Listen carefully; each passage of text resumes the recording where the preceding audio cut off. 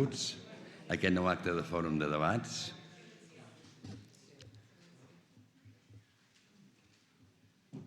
Si mirem al nostre voltant, potser podríem pensar que la pregunta que porta el títol de la conferència d'avui no és gaire evident, no? Perquè tenim tota una sèrie de ginys tecnològics, tenim robots que ens fan la producció, tenim un nivell de vida a considerar en general correcte, però si li donem la volta i mirem el nostre entorn amb una altra perspectiva, a vegades dius sovint on és el sentit comú, com és que tinguem solitud de les persones, problemes greus socials, de distribució de riquesa. Llavors dius, potser sí que aquí alguna cosa està fallant i segons com tu miris estem a la cresta de l'ona i segons com tu miris potser hi hauria altres maneres d'organitzar-nos que podrien semblar evidents si mirem cas per cas. Per tant, la pregunta potser en aquesta segona perspectiva sí que seria més adient, no? I plantegem-nos-ho. Potser arribarem a una conclusió que sí, que ho som, potser que no, però en tot cas potser el sol fet de plantejar-nos aquesta pregunta ja és prou correcte, no? Per ajudar-nos a fer aquest raonament tenim el convidat d'avui, que amablement ha acceptat la nostra invitació. És el Joan Cuscó. Benvingut, Joan. Gràcies. Joan Cuscó és doctor en filosofia per la Universitat de Barcelona. Es va especialitzar en musicologia a la Universitat d'Alcalá de Henares amb Roy Howard, Bruno Nettel, Charles Rosen, William Kaplan i Michael Spitzer. Des del curs 2014-2015 és professor d'Estètica, Teoria de l'Art i Història de la Música al Departament d'Història de l'Art de la Universitat de Barcelona i des del curs 2025-2026 també d'Història de la Filosofia Catalana. No segueixo perquè el seu currículum és molt extens, el podeu llegir en aquests fulls de mà que heu tingut a la vostra disposició, espero que no s'hagin acabat, que n'hàgiu per... Sí? Bé, doncs la majoria us heu pogut agafar, la resta no, en tot cas la informació està al web també. Com que el que ens interessa és escoltar les seves paraules, les seves idees, els seus raonaments, per després també poder fer el col·loqui, doncs ja li passaria directament la paraula al Joan i és ell la figura avui que ens il·lustrarà. Gràcies, Joan. Gràcies a vosaltres per pensar que podíem tractar aquest tema, que és veritat que he dedicat alguns llibres però que ningú vol editar. Alguna cosa deu voler dir que no agrada del que explico en els llibres o alguna cosa encara no està prou madura, potser una mica de tot. Però en tot cas, gràcies perquè és un tema que he donat toms i per tant sí que m'ha fet gràcia poder-ho ordenar, organitzar. Hi ha coses que les deixarem una miqueta obertes perquè si no seria molt llarg, però com que després el torn de preguntes dieu que funcionen, doncs a mi qualsevol tema que surti el podem ampliar, el podem debatre, les preguntes i per tant que a vegades és el més enriquidor també. És a dir, jo donaré uns fils, donaré unes visions, unes perspectives i a partir d'aquí podem obrir molts àmbits, els que us interessin més o els que hàgiu reflexionat més o els que penseu que potser no he explicat prou bé, perquè també pot ser, les coses són aquestes, no? Una miqueta al fil del que deies tu, és evident una cosa que fa molts anys que sabem i és que la ciència i la tecnologia ens solucionen la vida, però també en genera molts problemes. I a vegades ho amaguem que el coneixement genera molts conflictes i n'ha generat molts i en genera molts més ara, segurament, que abans, perquè hem arribat a un nivell tecnològic que no havia tingut mai ningú. I en aquest sentit no som gens estúpids, hem aconseguit fer màquines que no ha fet mai ningú i per tant els problemes que això ens genera també són més grans segurament que els que teníem mai. Això és un problema que neix amb el Renaixement. El Renaixement sempre ens sembla que és una època bonica, no? El Renaixement, l'art del Renaixement, els autors del Renaixement, l'humanisme, no? I és molt bonic, però és molt fals. Al Renaixement hi ha els grans pintors, els grans escultors, però la meitat de l'art era per refernàlia, no? Si llegim Alberti, diu tots els que paguen els grans artistes no els interessa gens l'art. El tenen a casa per poder-lo fer lluir quan tenen invitats.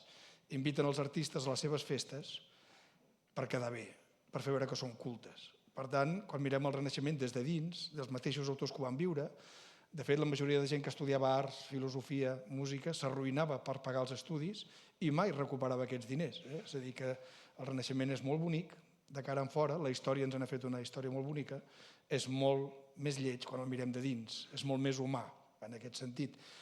I és evident que és el gran moment de transformació, que és on venim nosaltres, el racionalisme, la il·lustració, el segle XX, el segle XXI, venim d'aquí, això és evident. I tenim una imatge molt bonica d'aquesta època, de l'humanisme, la paraula és molt bonica, molt antiga, però molt bonica, però també, per exemple, el Renaixement és l'època del masclisme. Les dones fins al Renaixement podien tenir un taller d'escultura i no passava res. A partir del Renaixement es considera que les dones no són prou intel·ligents. Això és el Renaixement. Eren més ben considerades l'època medieval, que en teoria és l'època fosca, que el Renaixement. I per tant el Renaixement té moltes cares. I segurament la que ens interessa més és la pitjor, i és que és veritat que a partir del Renaixement avança molt la ciència i la tecnologia. I la ciència i la tecnologia han avançat moltíssim fins a nosaltres, però no han avançat gens les humanitats fins a nosaltres. Per tant, aquells ideals del Renaixement han quedat escindits completament. Hem arribat a un segle XXI en què ja tenim una tecnologia que ha avançat moltíssim, una raó que ha avançat moltíssim, però tota la banda d'humanística ha quedat relegada, amagada, escindida en un altre costat. Avui encara estem debatent, l'altre dia al Parlament, que hi hagi més hores de filosofia als instituts, etc. Ens queixem que la gent no té capacitat crítica, etc. Tot això és el problema que tenim nosaltres i ve d'aquí, ve d'aquesta escissió tan bonica, perquè la raó és molt important, però la raó és molt perillosa. No sé si vostès recordaran què seria la cosa que s'ha gestionat més bé al segle XX i més racionalment. Els hi ve al cap què pot ser allò que s'ha gestionat més racionalment al segle XX? Els camps de concentració nazis. Són perfectes. S'aprofita tot. Tot. Des de les dents, les sabates, la força de treball, i no es paga res. El màxim guany amb el mínim cost. I desapareix després, perquè cremem els inútils. I també els investiguem. Vostès sabran que a Alemanya hi ha els arxius, es conserven moltes gravacions de totes les llengües, cançons i cultures que hi havia als camps de concentració. També n'hi ha cançons catalanes, com El noi de la mare, com el Porto Ploro, que és el que cantaven els presoners catalans als camps de concentració. Es van aprofitar també per fer antropologia. Ho podien fer tot. Racionalment són perfectes. Humanament és un desastre.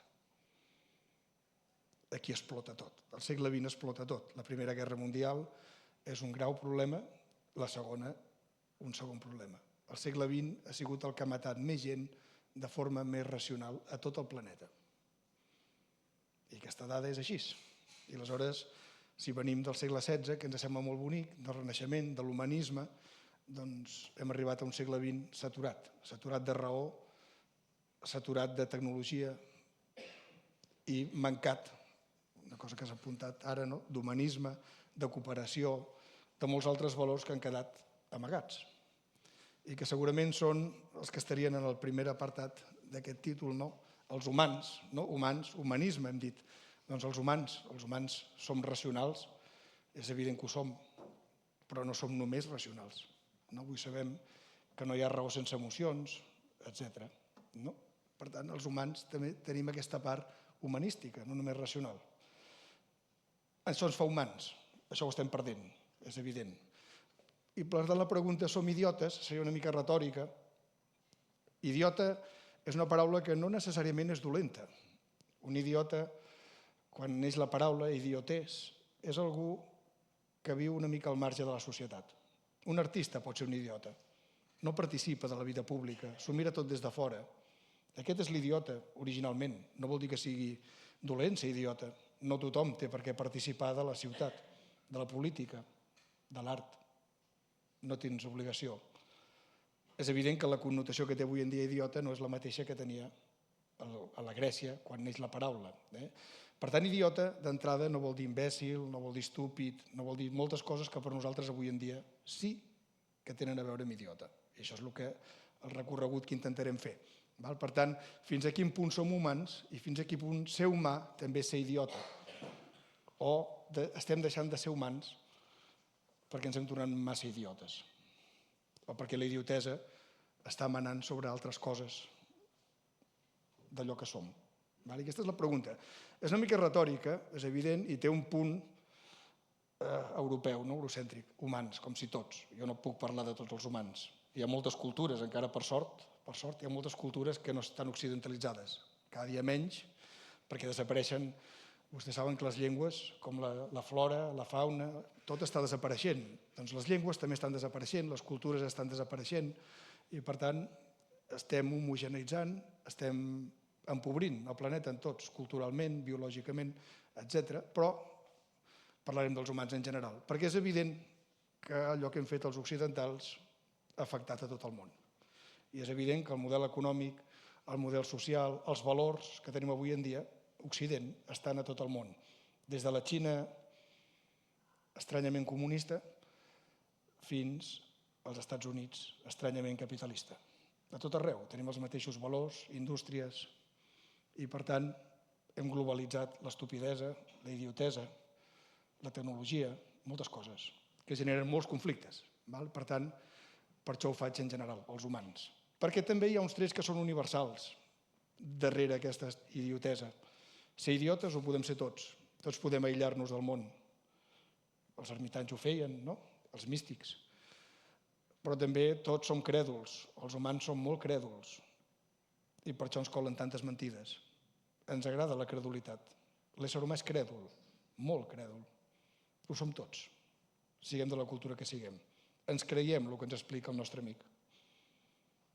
Aquí hi ha el gran valor de les xarxes socials. Qui tinc a les xarxes socials? Els meus amics. Com pensen els meus amics? Com jo. Reafirmen la meva idiotesa. Qui expulso de les meves xarxes socials? El que em critiqui.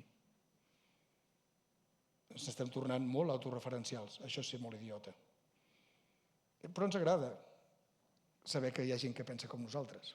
Ens agrada que ens diguin sí, que ens fiquin 10.000 likes, que ens mirin les fotos. A part de fer xafarder, que també és una cosa molt humana, ens agrada també la credulitat. I ens costa molt canviar la mentalitat, els dogmes, el que pensem, els nostres valors, costen molt de canviar, moltíssim. Per tant, això també és universal. I per això ho he ficat en genèric, no perquè sigui eurocèntric, ni perquè pensi que els europeus i occidentals són millors, sinó perquè darrere de tot el que està passant és evident que hi ha unes qualitats que són de tots els humans, que potser les hem portat a l'extrem. Està bé ser crèdul, perquè si no, no avançaríem. No? Si jo no fos crèdul, no em cregués els que han estat davant meu, hauria de tornar a llegir tots els llibres que han llegit els meus professors. Si jo no fos crèdul, hauria de tornar totes les normes que m'han explicat els meus pares a canviar-les, a investigar-les de zero. Per tant, haig de creure. La credulitat forma part de poder avançar. Forma part. No ho pot ser tot. Aquest és el repte. I per tant, hi ha una part d'universalitat, evidentment, darrere aquí, i l'altra part és que és evident que això ens afecta a tots, a tot el món. Som molt intel·ligents perquè tenim cases intel·ligents, que quan se'n va l'electricitat no serveixen per res. Tenim cotxes elèctrics, que si els tinguéssim tots, si fos veritat que puguem tenir un parc de cotxes elèctrics a tot el món, seria meravellós, però és mentida. No aguanten. La xarxa elèctrica no aguantaria el cost de tenir un parc mòbil completament elèctric. És mentida, ens estan enganyant. I darrere els cotxes elèctrics hi ha molta més contaminació que darrere els cotxes de carbó. Una altra cosa és que siguem extractius, no hi entrarem ara, però és evident que les deixalles que deixen els cotxes elèctrics, els mòbils d'última generació, les tablets, els ordinadors, és molt més que l'altre. I és evident que hi ha una esclavitud darrere els cotxes elèctrics. Hi ha nens que cobren molt poc per fer tot el que ens fa falta. hi ha un imperialisme. La Xina ha comprat tot Àfrica. Totes les terres que serveixen per fer bateries les té la Xina. Ha comprat tot Àfrica. Tot arreu on hi havia terres que es necessiten per fer bateries, tot ho té la Xina. Estem seguint el mateix model. I l'any passat ens estan venent els cotxes elèctrics, l'any passat van aprovar les grans petrolieres que invertiran a l'Argentina en fracking, que és allò que aquí a Catalunya ja vam patir, per extreure tots els pous de petrolis nous que han trobat a Argentina. Per tant, ens estan dient que vam cap a una banda, però estan invertint els diners en una altra banda, perquè això duraran 30 anys més. Per tant, estan invertint en pous nous de petroli a 30 anys vista. Però ens diuen unes altres coses. I ens ho creiem. I és molt fàcil. Ens ho creiem i paguem, perquè l'impost el pagues tu, si tens un cotxe vell pagues un impost, si vols entrar a Barcelona pagues un impost, si vols respirar has de pagar un impost, si vols aigua has de pagar un impost. Tot són impostos. Tot reverteix en nosaltres. Això sí que és veritat. Tota la culpa la paguem nosaltres, els de baix. I per tant una mica idiotes sí que ho som. Però la pregunta és genèrica i hem de partir d'aquí. Dit això, l'altre punt de partida segurament que se'm plantejava a mi era, quan jo vam plantejar com ho titularem, em parla d'aquest tema, no teníem el títol, el penso i també el passo als meus amics. I tothom em respon, però sí, no cal fer-ho, no cal que parlis, tots sabem que sí, tots respondrem que sí. No? Algú em va dir, guanyaràs molt bé la vida perquè no cal ni que ho pensis. No? I diu, sí, tots diríem que sí. Fem la pregunta, si l'haguessin fet els nostres pares, haguessin contestat que sí o haguessin contestat que no? Nosaltres contestem que sí. I els nostres fills, segurament també. Els nostres pares i els nostres avis mai haguessin contestat que sí. Alguna cosa ha canviat. Per tant, encara que ens sembli òbvia, és evident que ho hem de pensar. I això és el que fa la filosofia, no? Pensar les coses, perquè potser quan les pensem en trobem les conseqüències. I això ens ajuda a moure'ns. Potser no trobem solucions. No tinc per què donar solucions i no donaré solucions. Però potser si pensem serà més fàcil trobar solucions, serà més fàcil canviar hàbits, serà més fàcil saber qui som, què fem aquí, cap on anem, si volem anar a alguna banda, si no volem anar enlloc, després en parlarem, perquè això ha canviat també en els joves, ha canviat molt dels joves a nosaltres. I per tant, si ha canviat també és per alguna cosa. I si estan passant coses a la nostra societat que a vegades no entenem, diem que no té valors, i jo avui defensaré que la nostra societat té valors i té virtuts, com totes les societats. Una altra cosa és que els valors i les virtuts que tenim, que depenen d'això, no ens agradin o no en siguem conscients.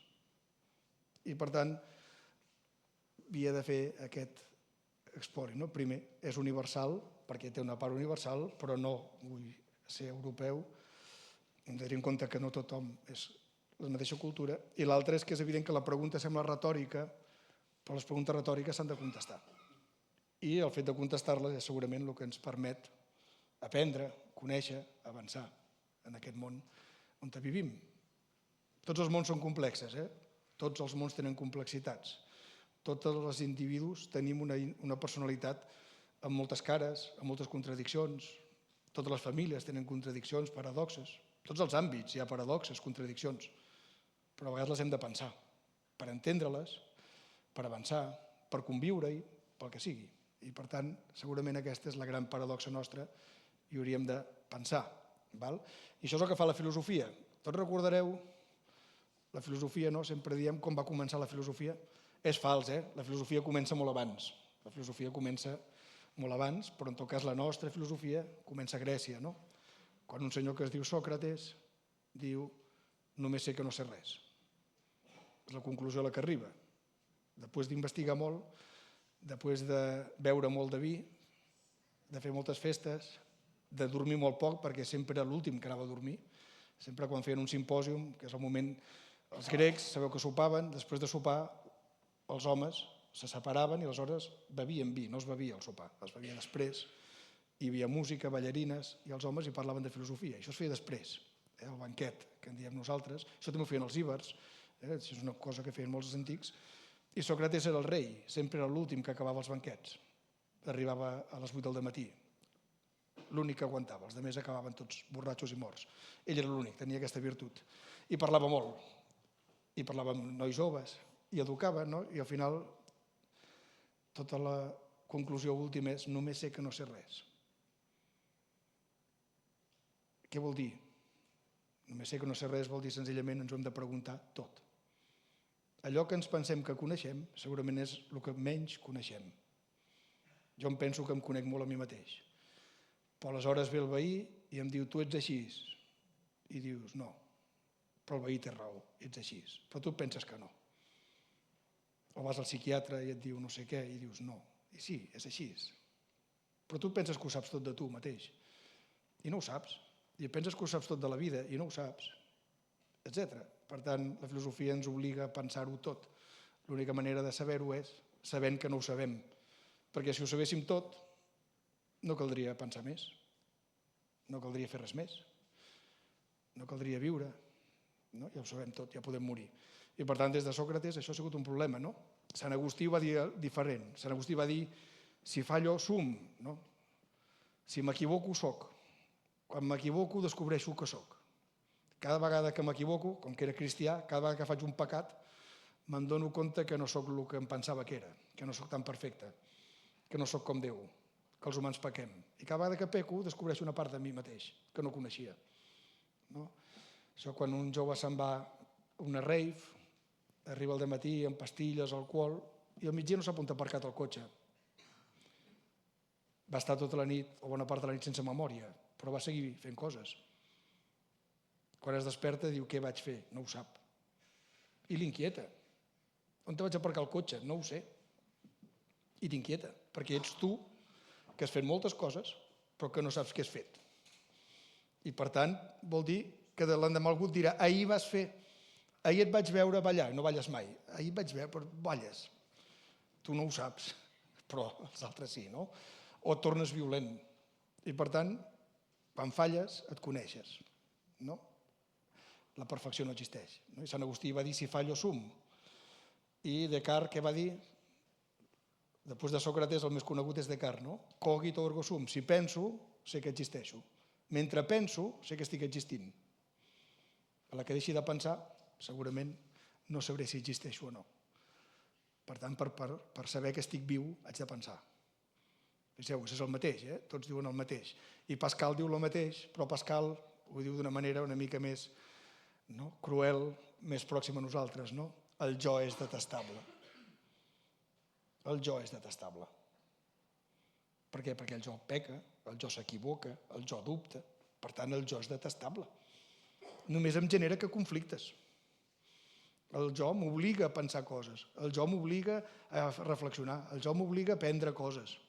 Si no el tingués, seria feliç. Els morts no pensen, estan contents. No? I aquí va venir Rousseau, no?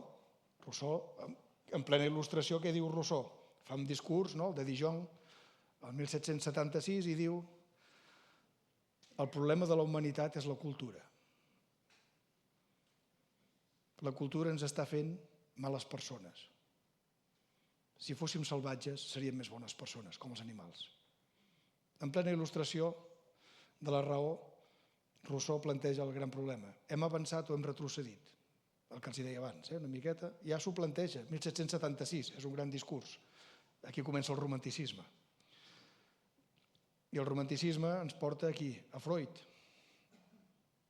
que ja sabem que tot s'ho va inventar i que era mentida, i que només investigava dones malaltes i que per això les seves teories són falses, absolutament totes, i que va manipular els informes científics, etc. Ja ho sabem. Freud es va equivocar, però el segle XX ha sigut el segle de Freud, perquè la psicoanàlisi i la psicologia funcionen, encara que avui en dia sapiguem que s'ho va inventar a la meitat. I Freud què diu? Quin és un dels llibres més coneguts de Freud? El malestar en la cultura. Som infeliços en la cultura. La cultura ens fa infeliços, ens genera normes, no ens permet ser lliures. Tenim el mateix problema. Fixin-se que el problema continua des d'antic. La pregunta que hem fet al començament, que sembla retòrica, és l'única pregunta que ens porta a fer filosofia. Si no, no faríem, no caldria. Si no tinguéssim aquests problemes, no hauríem de fer filosofia.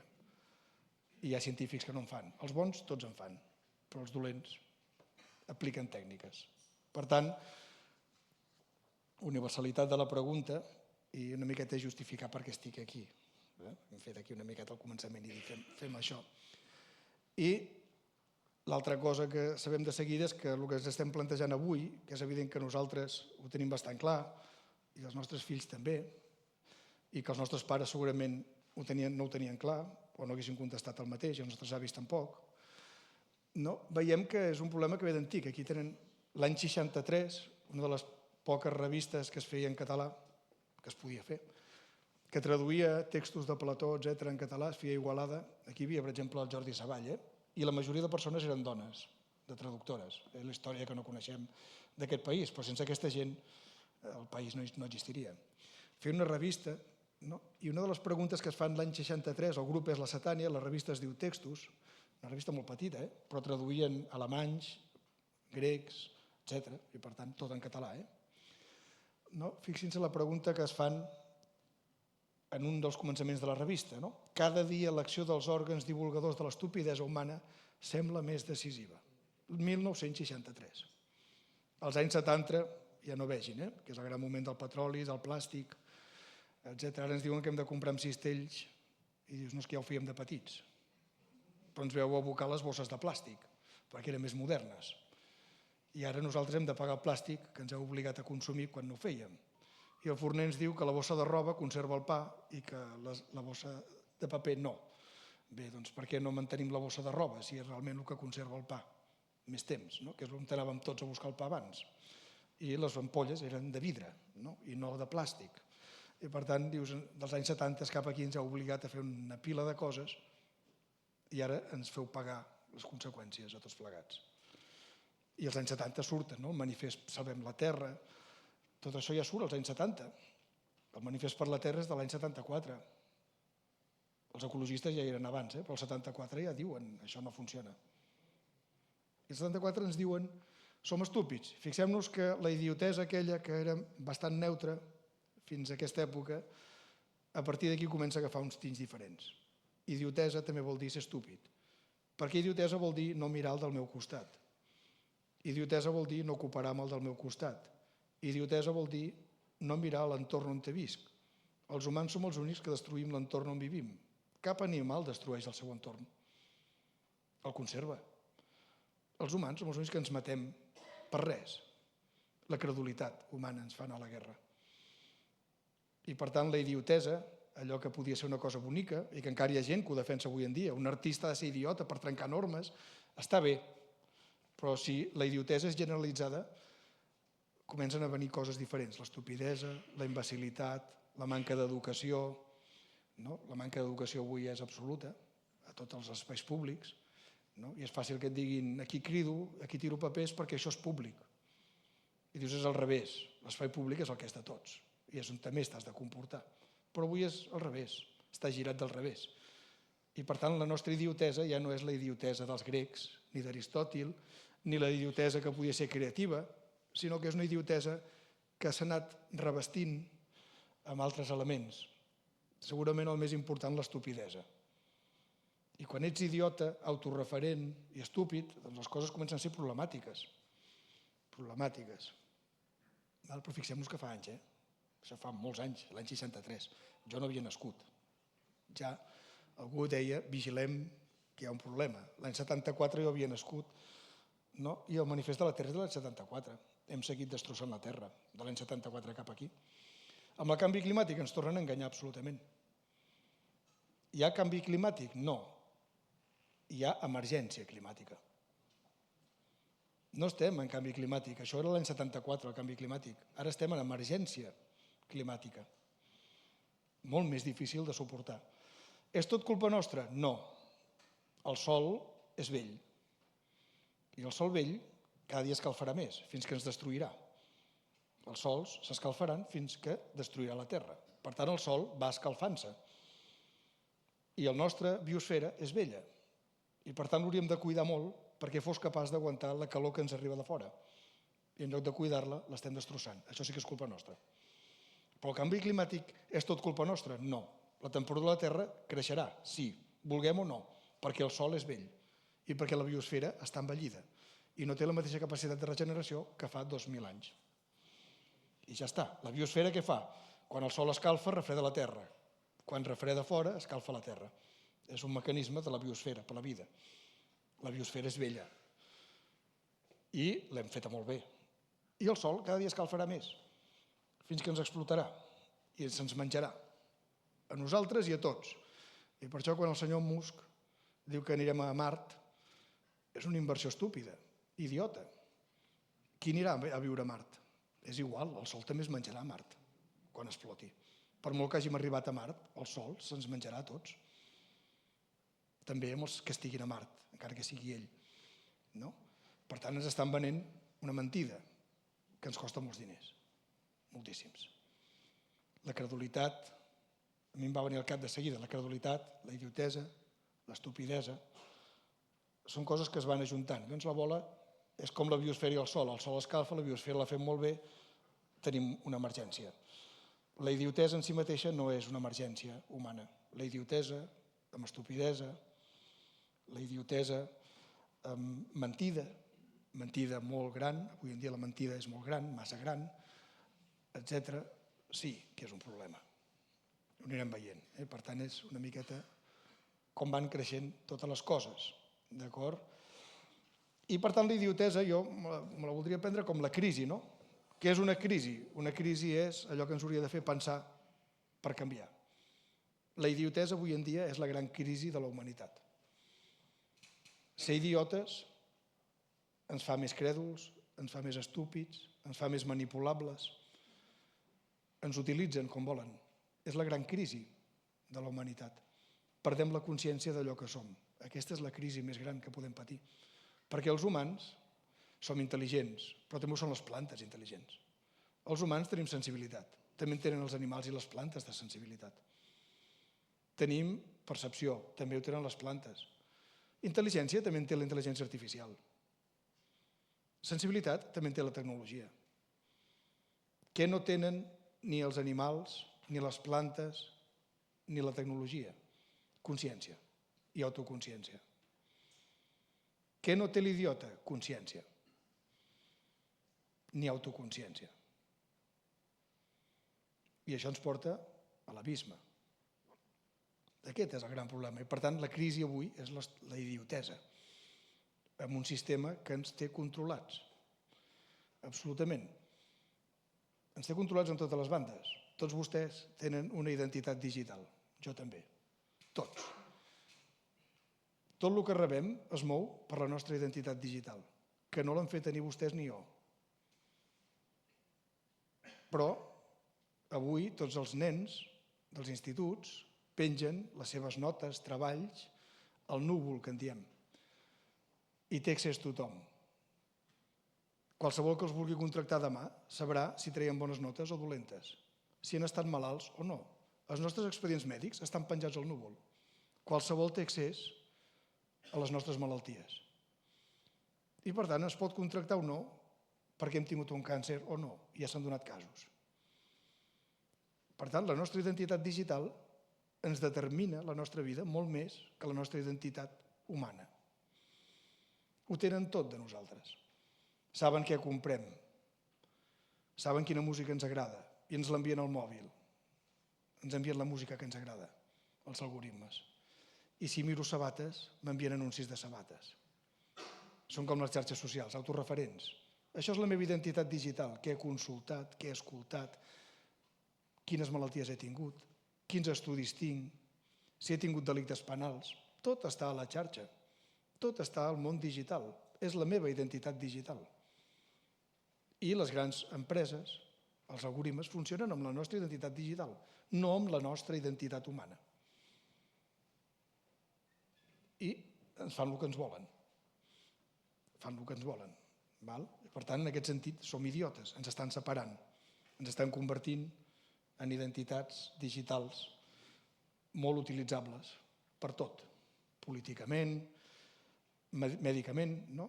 És la societat que té més malalties, la nostra, l'occidental, que no n'hi ha hagut mai.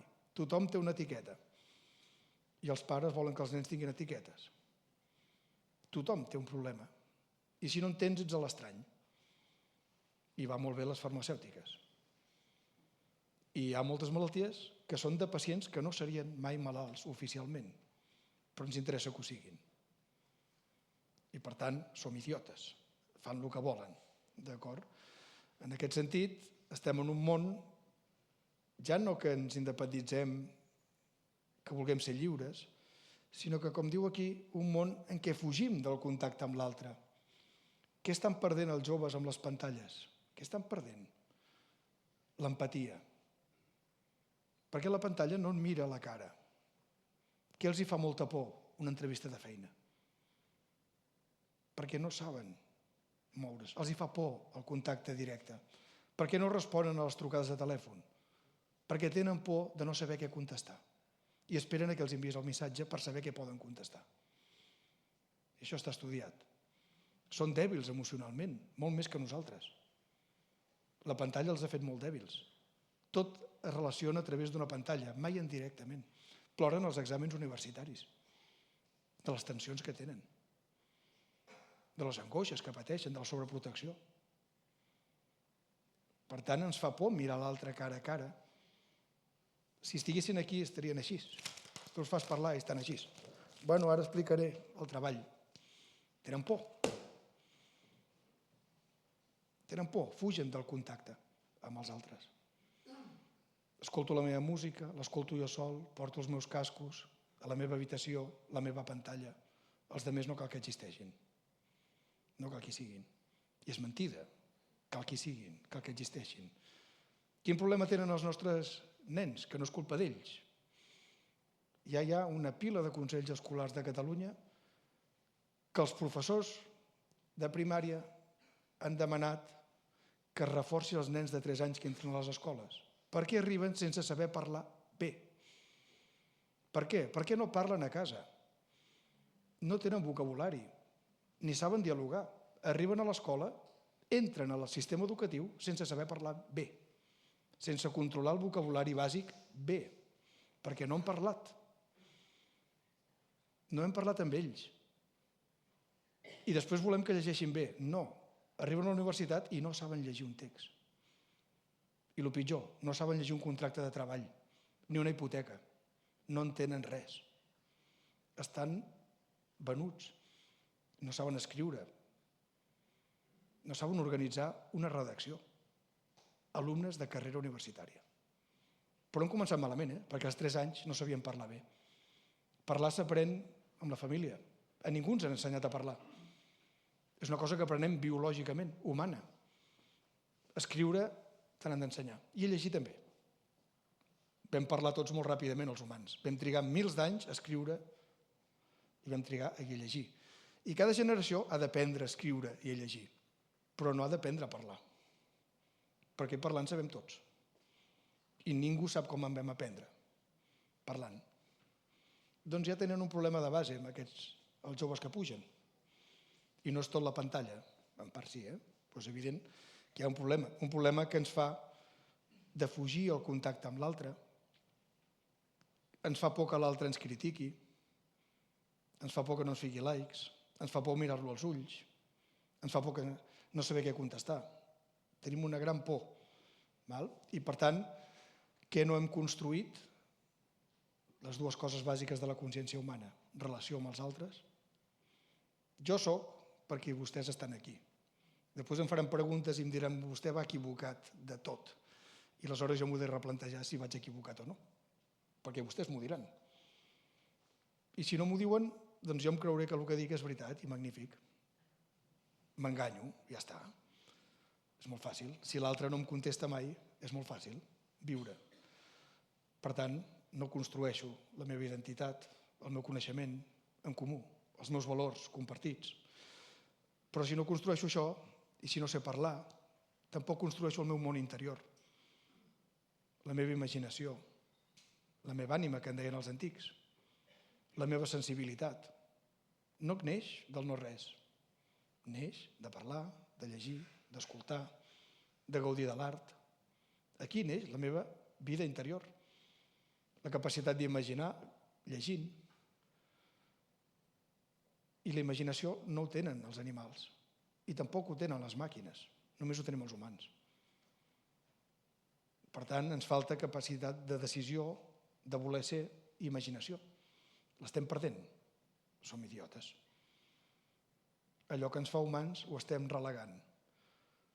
Ens hem convertit en peces obsoletes. Ara que està de moda la intel·ligència artificial, no, els humans som substituïbles. I és evident que ho som. Una màquina va molt més ràpida que nosaltres.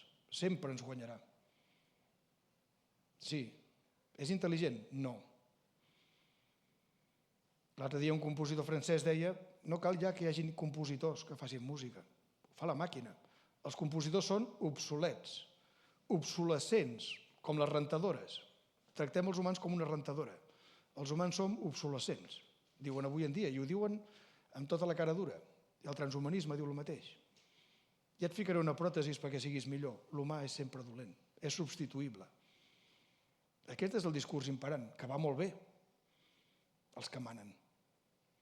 Ens tracten com una rentadora. Som obsolescents. En 10 anys ja et puc jubilar. Ja ho faran les màquines, tot el que haig de fer. I és evident, ens guanyen amb intel·ligència les màquines, sí, però no tenen consciència. I la nostra intel·ligència, quan té consciència, les guanya a elles. Perquè nosaltres fem molt amb molt poca informació. El nostre cervell fa molt amb molt poc. Amb molt poc fem moltes coses. Les màquines necessiten molta informació per fer moltes coses, però necessiten moltíssima informació. I l'únic que fan no és pensar, és fer estadístiques. El que fan són estadístiques. Quan el xat GPT els fa un text, ha fet una estadística de quina paraula va darrere de quina, quan jo li pregunto un tema, fa una estadística i m'escriu una estadística. No pensa. Jo puc fer un text amb molt poques paraules o una obra musical amb 100 notes musicals. Hem fet música durant mils d'anys, amb 100 notes musicals. I hem fet des de la Rosalia, que ens agradarà o no, fins a Beethoven, amb 100 notes musicals. Amb molt poques fem moltes coses. No necessitem tantes coses els humans. Les màquines necessiten moltes coses. I entre altres coses necessiten molta energia. I tenim sort que als Estats Units l'energia va molt cara i per això no ha crescut tot plegat. Perquè això del núvol és una paraula molt bonica que ens deixem enganyar. El núvol. El núvol no existeix. Què és el núvol? Saben el que és el núvol, no? On te pengem tot. Els milions de fotos que fem, on te les pengem? El núvol. I on està el núvol? Al cel? No? Està en sales com aquesta, el triple d'equip, plenes d'ordinadors que necessiten refrigeració constant perquè s'escalfen moltíssim i aigua constant. Per tant, necessiten molta electricitat i cremem molt de carbó per fer-la i necessiten molta aigua. 2024, els grans servidors del núvol, de Google, etc., va consumir tanta aigua i energia com tot Irlanda. En un any consumeixen d'un país. 2024. I això va en augment. Cada vegada que fem servir el xat cremem energia i aigua. I després diem que no tenim aigua. El núvol és molt bonic, ens enganyen. És bonica la paraula, eh? Està el núvol. És bonic. Són experts en enganyar-nos, eh? Però no està el núvol. Estan edificis com aquest que necessiten molta aigua i molta energia. I que escalfen el planeta. Generen un gran escalfament al planeta. La indústria tecnològica genera un escalfament immens al planeta. Però això no ens ho diuen. Ho diuen alguns dels que hi treballen. I no ens donen totes les dades fiables, tampoc. Ens donen dades que les hem d'anar buscant on podem. I per tant som crèduls, ens deixem enganyar amb paraules boniques. I som idiotes. Ens anem a veure la Sagrada Família i ens fem un selfie, perquè és més important la meva cara davant de la Sagrada Família que la Sagrada Família en si mateixa.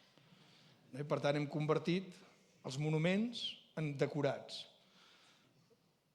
On anem a divertir-nos? Els parcs temàtics són decorats. Hi ha un Far West, que és de mentida. Tots els parcs temàtics són mentida. Hem convertit les grans ciutats en parcs temàtics. Barcelona és un parc temàtic, turistificat. Palma de Mallorca és un parc temàtic. Ahir m'explicaven uns que hi viuen que l'any passat el govern els va dir a l'estiu no sortiu amb cotxe que molesteu els turistes. No, ens semblaria... Doncs és veritat. Evidentment van dir que farien el que voldrien, no? No sortis amb cotxe perquè estàs molestant la circulació dels turistes, perquè Palma és un decorat turístic. Barcelona és un decorat turístic. I el dia que marxin els turistes, què en quedarà d'aquestes ciutats que s'estan buidant? Hem convertit el món en un lloc per fer turisme. Què aprèn el turista d'allà on te viu, on te visita? Res. Fer el turista és fer l'idiota. Menges al restaurant el que t'agrada i si és occidental, millor. No parles amb ningú del territori, no fos cas. Visites el que s'ha de visitar, perquè l'altre igual ja no entra dintre les rutes. Els creuers del Mediterrani són molt bonics, a part de que contaminen, que és el de menys. Si jo visito Barcelona, amb un creuer del Mediterrani, veuré el Zara, etc., les mateixes botigues. Me'n vaig a Palma, a la Rambla de Palma, hi ha les mateixes botigues que al Passeig de Gràcia. Me'n vaig a Atenes, i a Atenes hi ha les mateixes botigues que a Barcelona i a Palma. Amb la qual cosa, el senyor que fa el creuer visita les mateixes botigues a totes les ciutats mediterrànies que visiti amb el creuer. És igual la ciutat. La qüestió és que compri. Ja està, que es faci selfies, no? A Montserrat, un dia quasi m'atropellen dos japoneses que anaven pel camí del Calvari amb el selfie. Esperaven a cada imatge i seguien, que miraven tota l'estona. Van veure alguna cosa, no van veure res, diria jo, van gravar-ho. El que han enregistrat s'ho miraran mai? No. La música que ens baixem d'internet, ens l'escoltarem mai? No. Els milers de fotos que té la gent als mòbils, se les mirarà mai? No. Les acumulem, les consumim, però no ens les mirarem mai. Són tot autorreferencials. La música que m'agrada, les fotos meves, els meus viatges, tot és meu. Som idiotes, però no ens ho mirarem mai. Ni tindrem temps de mirar-nos-ho. Tot és un decorat. També l'ésser humà s'està convertint en un decorat d'ell mateix. Això és ser idiota. Aquesta és la crisi. Aquesta és la gran crisi que jo penso que ens fa pensar què estem fent, què fem constantment, com hem canviat la nostra manera de viure, d'entendre el món.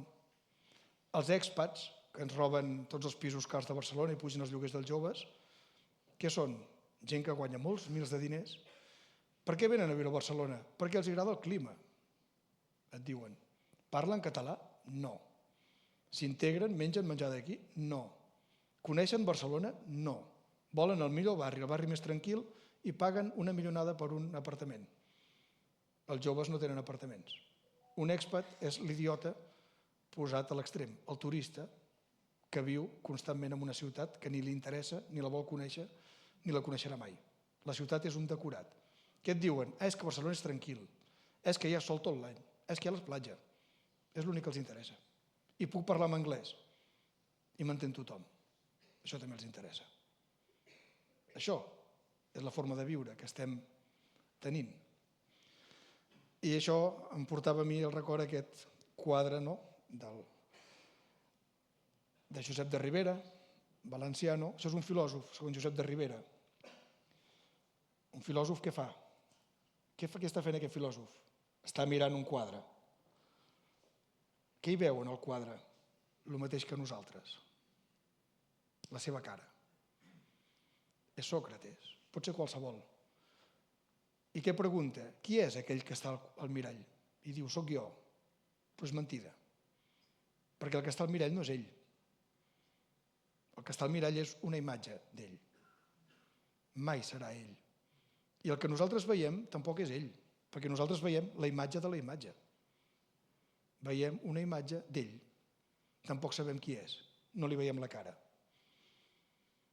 Mai veiem qui som. És un gran quadre que ens fa reflexionar. Tots utilitzem màscares, però a vegades deixem d'utilitzar-les, que és el que ens està passant avui en dia. I ens pensàvem que el coneixement ens deixaria ser menys idiotes i ser més cooperatius. I el curs de 1612-13 a la Universitat de Barcelona comença un senyor que estava per aquí, un irlandès, fa la lliçó inaugural, en John Leslie, i la lliçó inaugural és un discurs en què fa brallar la saviesa i la ignorància. Al final guanya la saviesa. I qui hi ha a la banda de la ignorància? Doncs a la banda de la ignorància hi ha tots aquests d'aquí. Diu, a la seva dreta hi ha les seduccions del plaer i les vanaglòries. Buscar la seducció fàcil del plaer. Avui tot ha de ser intens. Vaig a Port Aventura perquè el Dragon Khan m'ha provocat una gran intenció, una gran emoció. que s'acaba. Vaig a veure l'exposició immersiva de Van Gogh, perquè immersiu m'immerseix, després no he après res, doncs igual. Me n'oblido, és igual, però com més fort sigui millor. Ens agrada això, emocions fortes, que no deixin rastre. Perquè si deixen rastre, molesta, la memòria molesta, el futur també ens molesta. Què més diu ell? Les vanaglòries, no? La vanaglòria, tots fem selfies de nosaltres mateixos, tot fa referència a nosaltres mateixos, tot té a veure amb nosaltres mateixos. Estem aquí, eh? Qui hi ha a l'altre costat de la ignorància? Qui l'acompanya? L'ociositat, avui estem més distrets que mai, la pantalla ens pren moltes hores, a l'estat espanyol més que altres bandes d'Europa. On s'utilitza més la pantalla de tota Europa és l'estat espanyol. També és on es llegeixen més llibres d'autoajuda de tota Europa. No, són dades reals.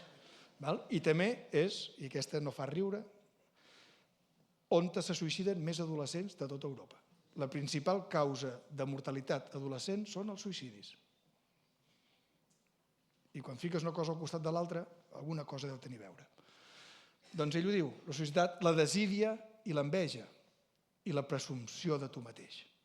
Tot això ho vincula a la ignorància, que ens impedeix que ens guanyi la saviesa, el saber. I què es deriva? Quines actituds es deriven d'aquí? Doncs la imprudència. Avui, i ara ja tenim uns quants casos d'imprudents en la nostra societat, qui es fa ric, quan un jove ara li diu què vol ser, dirà metge no t'ho dirà mai, bomber tampoc. Influencer. No? Quants influencers s'han mort? Vegetarians, uns quants, per fer unes dietes, evidentment, completament irracionals. Però ho han venut, i molts joves els han seguit. I s'han mort. O aquell que volia fer la foto des de l'edifici més alt i va caure perquè havia de fer la foto i es va matar, perquè tothom el seguia perquè feia coses molt perilloses. La imprudència. Doncs sí, estem en una societat imprudent en aquest sentit. La impietat, les heretgies, diu ell. La injustícia, evidentment. És una societat injusta, la que tenim, molt injusta, molt. Les heretgies, evidentment sempre hi ha qui no saber, qui no segueix, només faltaria que tots fóssim idiotes del tot. I, finalment, la incompetència. Estem plens d'incompetents. I estem plens d'incompetents amb allò que ens mana, que és la gestió burocràtica de la societat. I per això millor que ho facin les màquines. Als Estats Units hi ha judicis que ho fa la intel·ligència artificial. Els diagnòstics mèdics els fan intel·ligència artificial. Millor, no cal que ho fem nosaltres. Fixin-se que aquest senyor era molt modern, defensava la raó, però quan ens fica aquesta banda i ho vinculem amb la idiotesa, tenim això. I una cosa que és de gran actualitat. L'estupidesa, això està entre cometes perquè ho diu així ell, ignorant de la mare terra i de les causes de les coses. La xerrameca i el llenguatge pervertit, com parlar de núvols, ens porta a perdre el nord i a no saber on vivim ni per què vivim. El gran problema que tenim avui en dia. Per tant, en aquest sentit, fixin-se com hem anat barrejant la idiotesa amb coses que ja se'ns han dit amb anterioritat. Per tant, què seria un idiota avui en dia? És un humà que no vol ser-ho. Té por de ser humà. I aquest és un debat que no obriré avui. La nostra societat té por de viure. Tenim alarmes a tot arreu. Tots. Els pares posen el controlador als mòbils dels nens. Jo als meus amics els dic, si tu haguessin fet això, què haguessis fet? Estàs vigilant el teu nen on està, tot i que té 7 anys i 18 anys, i l'estàs controlant i saps on està en tot moment. El teu pare hagués fet això, què haguessis fet tu? Però és que la por és un element cabdal de la nostra societat. I per tant, som els que no volem ser. I en què ens hem convertit? En una mercaderia. Som nosaltres mateixos una mercaderia, avui en dia. Això ho diu aquest senyor d'aquí i penso que té bastanta raó. Les relacions humanes com són? L'altre l'utilitzem com una mercaderia. Vull el plaer efímer, no necessito res més de l'altre. Els amics tampoc. Tots som mercaderies. Nosaltres mateixos ens hem convertit en mercaderies. Com ho diu Michel Onfray, això. La nostra civilització tots són fetitxes. tot, l'amor, el sexe, l'amistat. Estem pervertint tot. Tot s'ha convertit en una cosa d'intercanvi, ràpid, connectiu. Utilitzar, tot ho utilitzem, ens ho utilitzem i ens autoutilitzem. I la Isabel Stenges, que és una de les científiques més importants que tenim avui en dia, també reflexiona sobre això, i l'any 2021 té un llibre molt bonic, diu: nosaltres mateixos som idiotes, per què? Perquè ens hem convertit en una part de les runes d'aquest món. Nosaltres mateixos som part de les escombraries d'aquest món. Ja no és que siguem estúpids, som part de les escombraries que hem generat, nosaltres mateixos. Ens hem xuclat tot, no? També ens hem xuclat la vida social, la vida cultural, intel·lectual i la vida íntima. Ho hem xuclat tot, igual que xuclem les matèries primes de la terra. Quin capitalisme tenim avui en dia? El capitalisme del deute. Als anys 50 el capitalisme creixia per què? Perquè feia productes bons. Qui venia més neveres? El que les feia més bones. Als anys 70-80 qui venia més neveres? El que tenia millor màrqueting. Quan ja s'acaba aquest mercat, què fem? Les fem obsoletes, que es facin molt bé ràpid. Fixin-se que ja no importa la qualitat, importa el guany. I aleshores quin capitalisme ve? El financer, la borsa.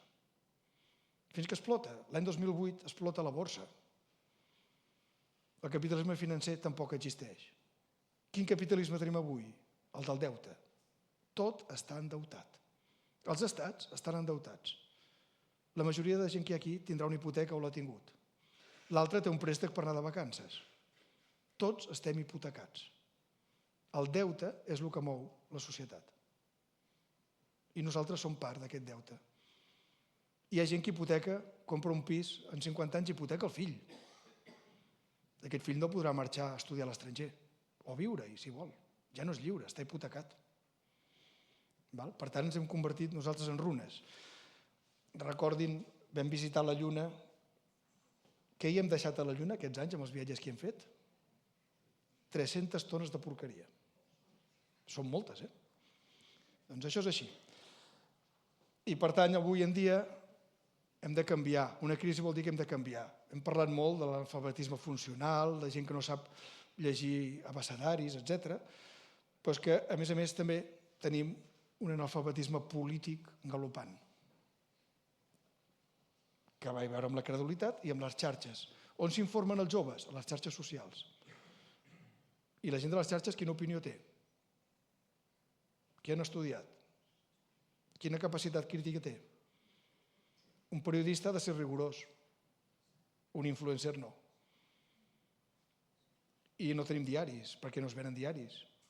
I la gent s'informa amb coses curtes d'un minut, molt ràpides, molt interconnectades, molt ràpides, molt fàcils.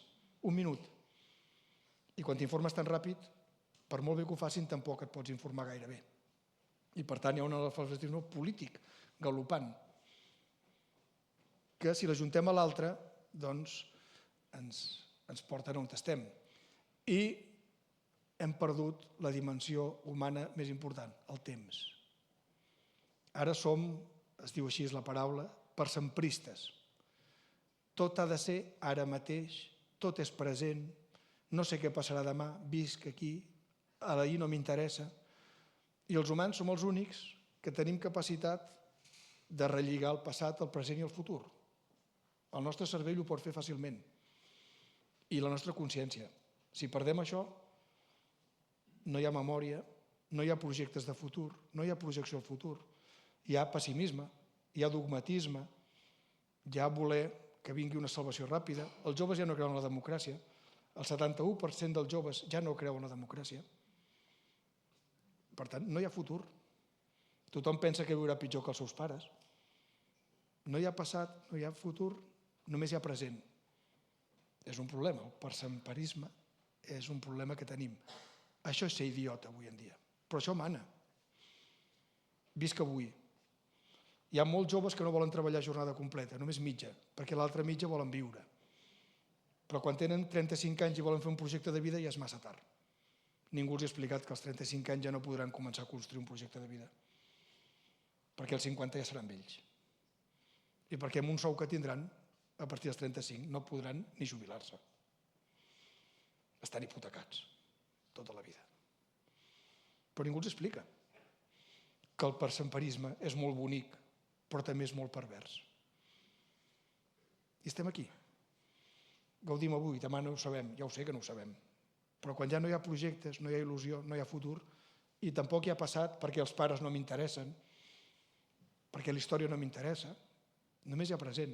I això és com tenen les plantes i els animals, que només tenen present. Els humans tenim consciència perquè tenim present, passat i futur. I tenim cultura i identitat perquè tenim present, passat i futur. Relligats. Tenim memòria, si no seríem humans. Avui no tenim memòria. La perdem, ja saben que la perden. I per tant la nostra societat es basa en 4 grans coses. Aniré acabant ràpid. Burocràcia, que és la gestió que es fa des de l'oficina. Tot està burocratitzat, tecnològicament. I si pot ser tot digital. I si el funcionari no et veu, millor. Tot ha d'estar gestionat burocràticament i net. Després la corrupció hi és igual. Però la gestió, les entitats com vostès ho patim tots. Tothom està hipotecat. La hipoteca era una bossa que es guardaven diners els grecs, però sabien que la bossa el que era. Ara la hipoteca, tots tenim una hipoteca a sobre. No ens jubilarem, la hipoteca de la casa, etc. El treball. Treball, saben que la paraula treball vol dir càstig. Ve d'aquí, tots els camps de concentració posava el treball. El treball és un càstig. Des dels grecs, els romans, i Déu va castigar els humans a treballar. I el robot, el gran model de vida humana són els robots, que el robot també vol dir vida esclavitzada. Aquests són els grans conceptes que mouen la nostra societat. Burocràcia, hipoteca, treball, robot. No hi entraré, que seria llarg. I, evidentment, d'aquí se'n derivaran uns valors i unes virtuts. I és el que estem fent. Hem de treballar sense parar. Avui en dia has de produir, has d'estar, te'n vas de vacances però has de prendre el mòbil de la feina. Sempre hem d'estar atents, no podem descansar. Hem de consumir sense descansar. El cap de setmana què fem? Ens en anem a comprar. I és trist. L'altre dia al tren pujaven uns nens de 16 anys de Sant Feliu de Llobregat. Anaven a Cornellà. No, anaven a Barcelona, d'excursió amb l'institut. La meitat dels que van seure al meu costat no havien pujat mai un tren. No havien anat mai a Barcelona. Viuen a 10 quilòmetres. Els que havien anat a algun lloc era a l'Esplau, que és el centre comercial de Cornellà. Per tant, no havien sortit del seu barri, nens de 16 anys. No havien anat a Barcelona. No sabien. No havien pujat un tren. Consumir i treballar, ocupats, sempre ocupats. No afiliar-te enlloc, ni associacions, ni sindicats, no serveix per res, no t'afiliïs, no tinguis cooperativisme, no tinguis consciència de grup. I reproduir i copiar tot. Demà és un exercici, ho copio, ho trec d'internet, tot està a internet, ja ho copiarem. Qualsevol cosa la consulto del senyor Google, que ho sabrà tot. Està ple d'errors, però és igual, ho saben tot. I no t'avorreixis, sobretot que el nen no s'avorreixi. Quan l'avorriment és la cosa més important de la vida humana. Un nen que s'avorreix, allà en un racó, hi ha un moment que diu, vaig a fer una cosa. El nen que s'ha avorrit de petit ha decidit fer coses. El nen que no s'ha avorrit mai no ha decidit res. No ha après, no sap què vol dir decidir. Jugar, decidir aixecar-me, decidir anar a córrer per mi mateix. No ho aprèn de petit, perquè no li deixem temps. No hi ha temps. I per tant aquest és el nostre model, el model idiota de vida. I això ens porta, quins són els valors d'aquesta vida? Multiconnectivitat. Tot el dia estem connectats. A totes les pantalles i totes les xarxes socials possibles. I això té unes virtuts. Rapidesa, tot ha de ser molt ràpid. Fluïdesa, tot ha de ser fluid. La música, el gènere sexual, tot. La feina, fluida, no cal que duri. Tot ha de ser ràpid, fluid. Per tant, multiconnectivitat. Això és el gran valor. Quines virtuts? Rapidesa, fluïdesa. Un altre valor, el presenterisme. Tot és present. Tot és present. Quines són les virtuts de viure sempre en el present? Oblidar. Si oblides, millor que si recordes. Viure intensament. Tot. Tot m'ha d'emocionar moltíssim. aquí entraríem en més coses que no hi entraré. Quin és l'altre valor? L'extracció i el deute. Extrec les primeres matèries de la terra i ho endeuto a tothom. Això és el valor. Estar endeutat, extreure. Però això ho portem a tot arreu. Al consumisme, a utilitzar els altres com a mercaderies, a utilitzar la parella perquè tinc ganes sexuals i després no li torno a parlar mai més, la deixo pel WhatsApp. I per tant, extracció de tot, també dels altres. I deute, absolut. I convertir-ho tot en paisatge, en decorat de la meva vida. Per tant, hi ha 3 grans valors i 5 virtuts que se'n deriven. I funcionen. I ens expliquen moltes coses. I això es deriva d'aquests models que tenim aquí. I aleshores, per mi, els deia abans, hi ha temes que he deixat de costat i ja m'he allargat molt. La mentida avui tampoc és com abans, no només perquè n'hi hagi molta, sinó perquè és constitutiva de la consciència actual. No només n'hi ha molta, sinó que és constitutiva. La mentida constitueix la nostra visió del món. I la por. Tenim molta por. Som una societat amb molta por. I quan estàs atemorit no fas res. La gent atemorida no fa res. Què és el que volen? És molt fàcil controlar-te. És molt fàcil que siguis dogmàtic. És molt fàcil que vagis a l'extrem. És molt fàcil que busquis solucions ràpides. Fixin-se que tot ens va relligat. I per tant, hi ha obres d'art que ens explicaven aquest camí, i això sí que acabo, no? En certa mesura aquest és Picasso, l'últim autorretrat que es fa, abans de morir-se. Picasso, els últims 4 anys de la seva vida, viu maníacament creant, fa coses que molts diuen que estava boig.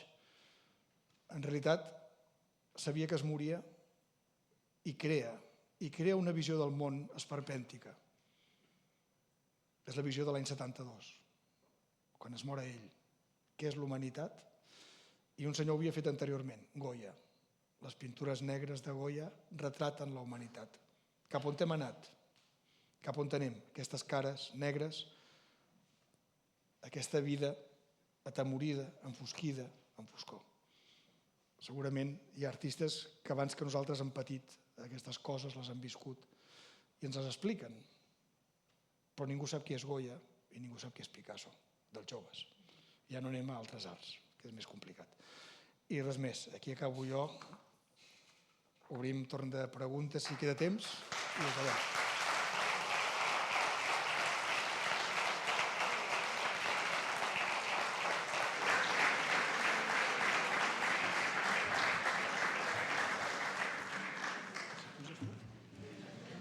Volen diàlegs, volen menjar, si volen anar a sopar també s'entendrà. Hosti, quina lliçó. Quina lliçó.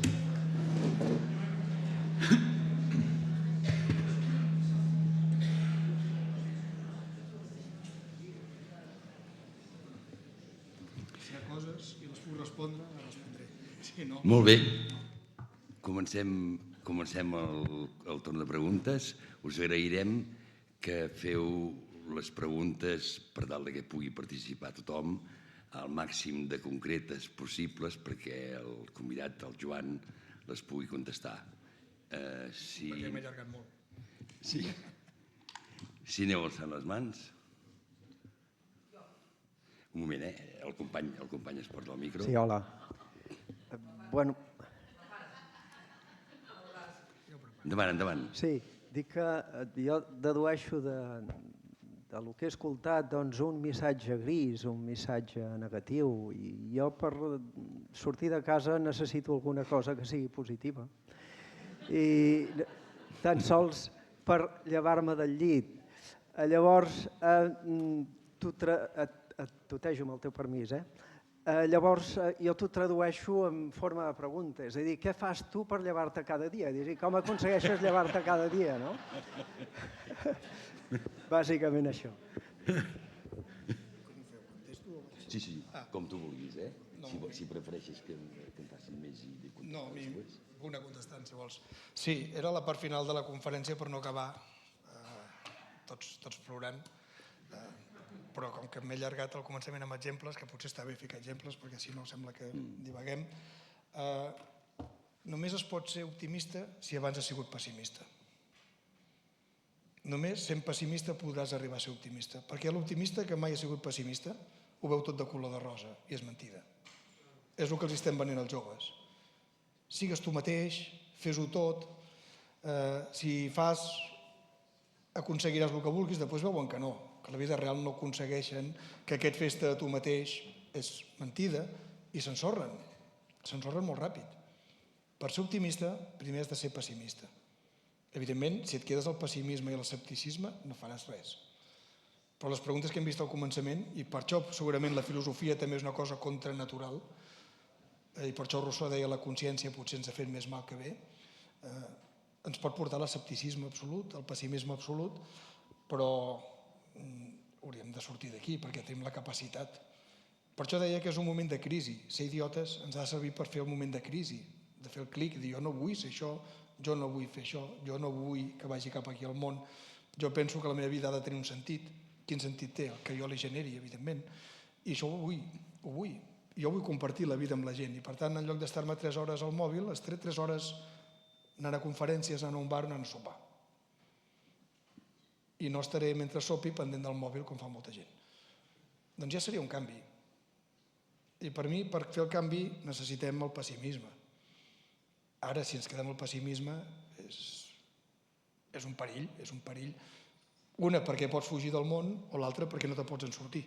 Perquè si causa l'escepticisme, Descartes dubta, però vigila, perquè si dubtes de tot, no arribaràs enlloc.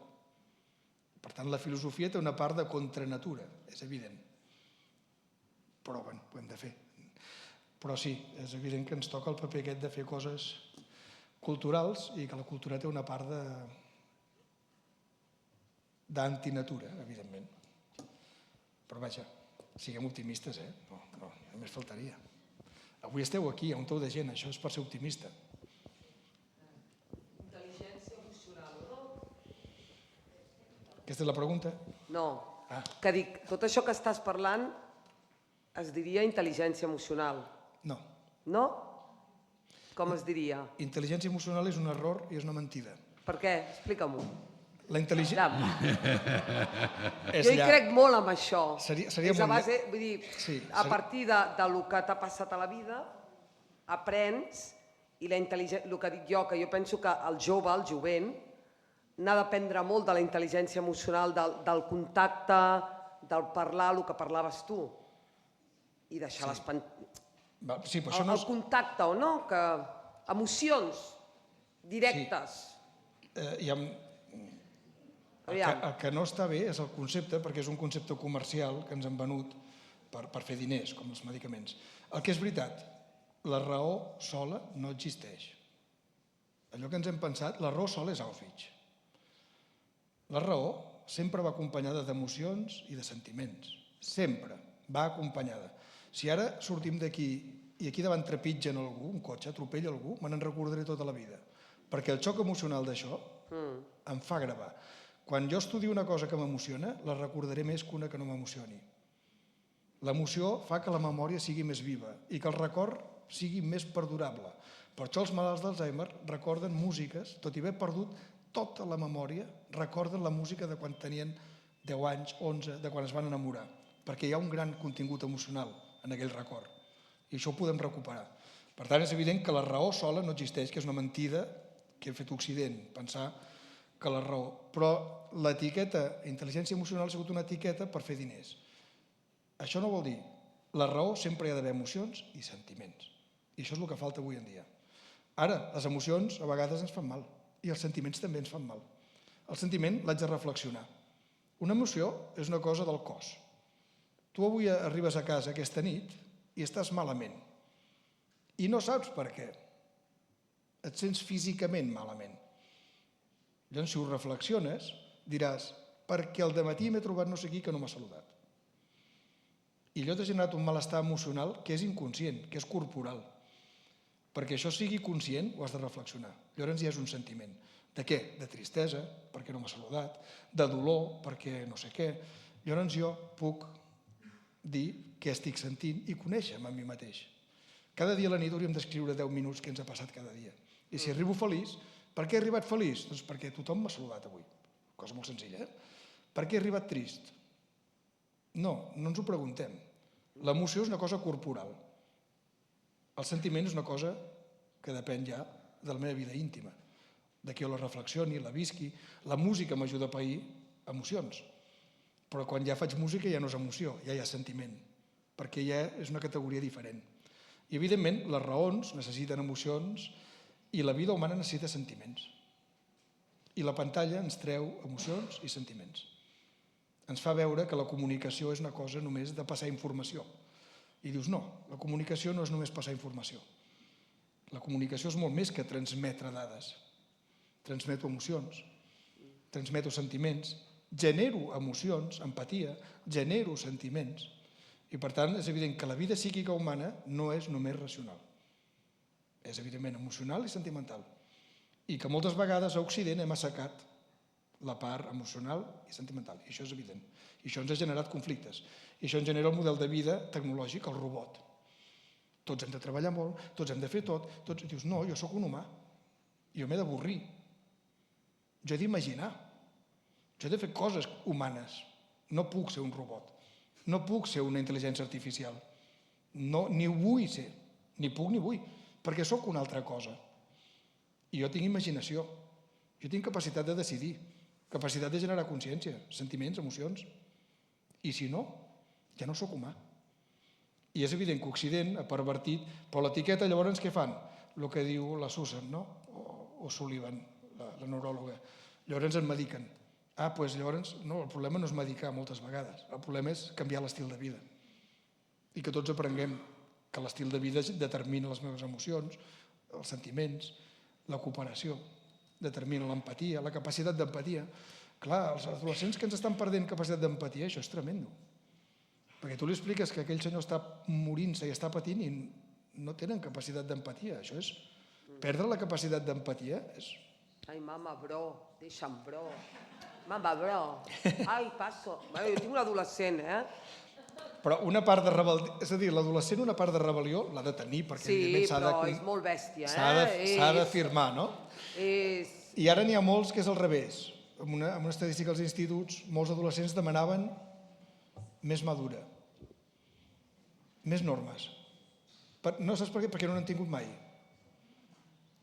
I llavors ens dius, nosaltres adolescents no demanàvem normes, volíem trencar-les, no? Que és lo normal, pels conflictes que generi, però és normal que un adolescent es vulgui afirmar perquè s'està construint. No? Ja vindrà després. Però és evident que, clar, si no hi ha empatia, no hi ha emocions, no hi ha sentiments, si tot són resultats... És molt difícil amb la pantalla. És molt difícil. Doble feina als pares. Sí. No. Tots els nens Sí. estan molt influenciats amb la pantalleta. Sí. Amb tot. I s'informen per la pantalla. Jo tinc que sentir dels meus fills, mama, no sé què fer, deixa'm el mòbil perquè m'avorreixo. Ai, sense el mòbil m'avorreixo. Sí. Que estarà caminant bossa, vull dir que aquí tenim un treball per fer. És complicat, sí. Per això la crisi ens ha de servir per veure, dir certes coses. No? Però és evident que no ho tenim fàcil. Cap època ho té fàcil, però la nostra ho té difícil. Continuem, si us sembla. Sí. Qui més havia demanat paraula, sisplau? Davant. Si té el micro... Hola, jo crec que en la mesura en què acceptem que el segle XX és l'eclosió de l'estupidesa o de la idiotesa, en aquest sentit d'estupidesa, hi ha una aparent paradoxa de que del pas del segle XIX al XX hi ha moltes conquestes socials i molts guanys de llibertat i això de bé al final amb més estupidesa o més idiotesa. Segurament, i aquí la resposta potser és que veníem d'un passat en què hi havia una repressió o autorepressió de les persones per la via de la religió i per la via dels poders polítics, diguem-ne, i econòmics altament repressius, i quan aconseguim les conquestes, les llibertats col·lectives, ens sentim alliberats, aquesta llibertat col·lectiva acaba sent llibertat individual i individualista i aquí ens sentim diguem-ne, ens creiem molt més del que som, ens fem aquest individualisme estúpid, no? I jo no sé si segurament això deu estar analitzat, però el que tu explicaves m'ha fet pensar que sí, hi ha aquesta eclosió, però potser perquè superem una fase en què potser, a veure, tu has parlat de por, però la por del creient atemorit per la fúria de Déu o per la salvatgia de la Guàrdia Civil, ja no la tenim. Ara tenim aquestes altres pors que deies tu, no? Però hem caigut, diguem-ne, en aquesta llibertat individual, aquests ignorants agosarats, que són, per tant, estúpids. I jo no sé, la pregunta, i si això ho traslladem a política, doncs això fa que qui explota la llibertat amb aquest concepte individualista és l'extrema dreta.